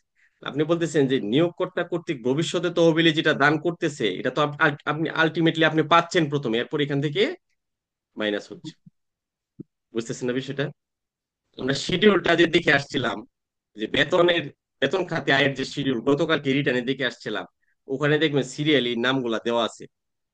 মূল বেতন, পয়লা বৈশাখ, উৎসব বোনাস, হ্যাঁ, চিকিৎসা ভাতা, নিয়োগকর্তা প্রদত্ত, অনু- অনুমিত ভবিষ্যৎ তহবিলের সুদ, এরকম নাম লেখা আছে। বুঝতেছেন বিষয়টা? তো ওখানে ওই নামগুলার ভিতরে ভিতরে যে ইয়াগুলা দেওয়া আছে, বিষয়গুলা দেওয়া আছে, ওগুলাই কিন্তু যথেষ্ট, এর বেশি লাগবে না। দেখি আর তাহলে দুই একটা আমাদের কোশ্চেন। শুধু হইলো ভবিষ্যৎ তহবিলে দান লেখা থাকলে এটা আমরা রিবেটে নিয়ে যাব। ও, এটা বিনিয়োগ হিসেবে নিয়ে যাবেন। তাহলে এখানে কত টাকা বিনিয়োগ আছে আপনার? 5,000, 5,000, 10,000, 10,000 বেনিফিটে। হ্যাঁ গোষ্ঠী বিমাও কিন্তু মানে বিনিয়োগে নেই। গোষ্ঠী বিমা এটাও এক ধরনের ভবিষ্যৎ তহবিলের মতোই। বুঝতেছেন বিষয়টা? গোষ্ঠী বিমা, যৌথ বিমা, এগুলো কিন্তু ভবিষ্যৎ যৌথ তহবিল। বীমা, হ্যাঁ, কল্যাণ তহবিল। হ্যাঁ, কল্যাণ তহবিল, রাইট, এক্স্যাক্টলি। ঠিক আছে, আর দুই একটা কোশ্চেন দেখি।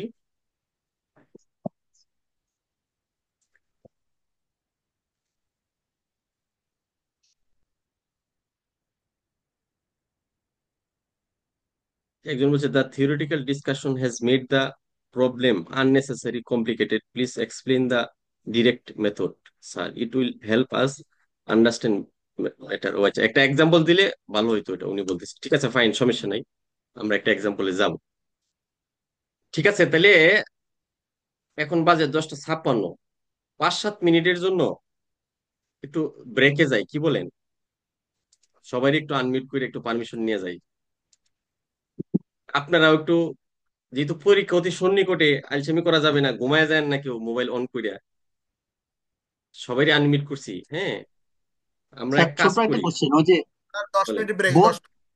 বোথ কন্ট্রিবিউশনের উপর রিবেট হবে নাকি সিঙ্গেল কন্ট্রিবিউশন?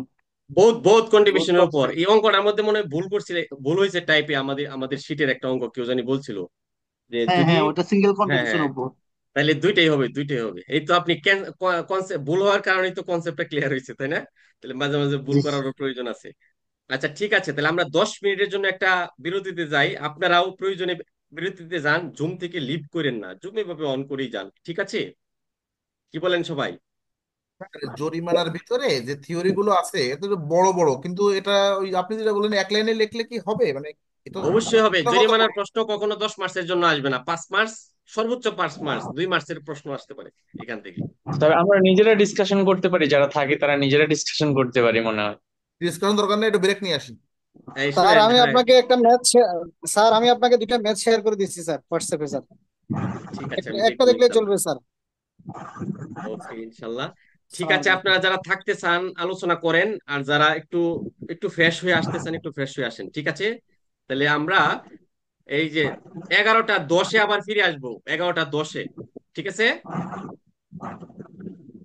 ঠিক আছে।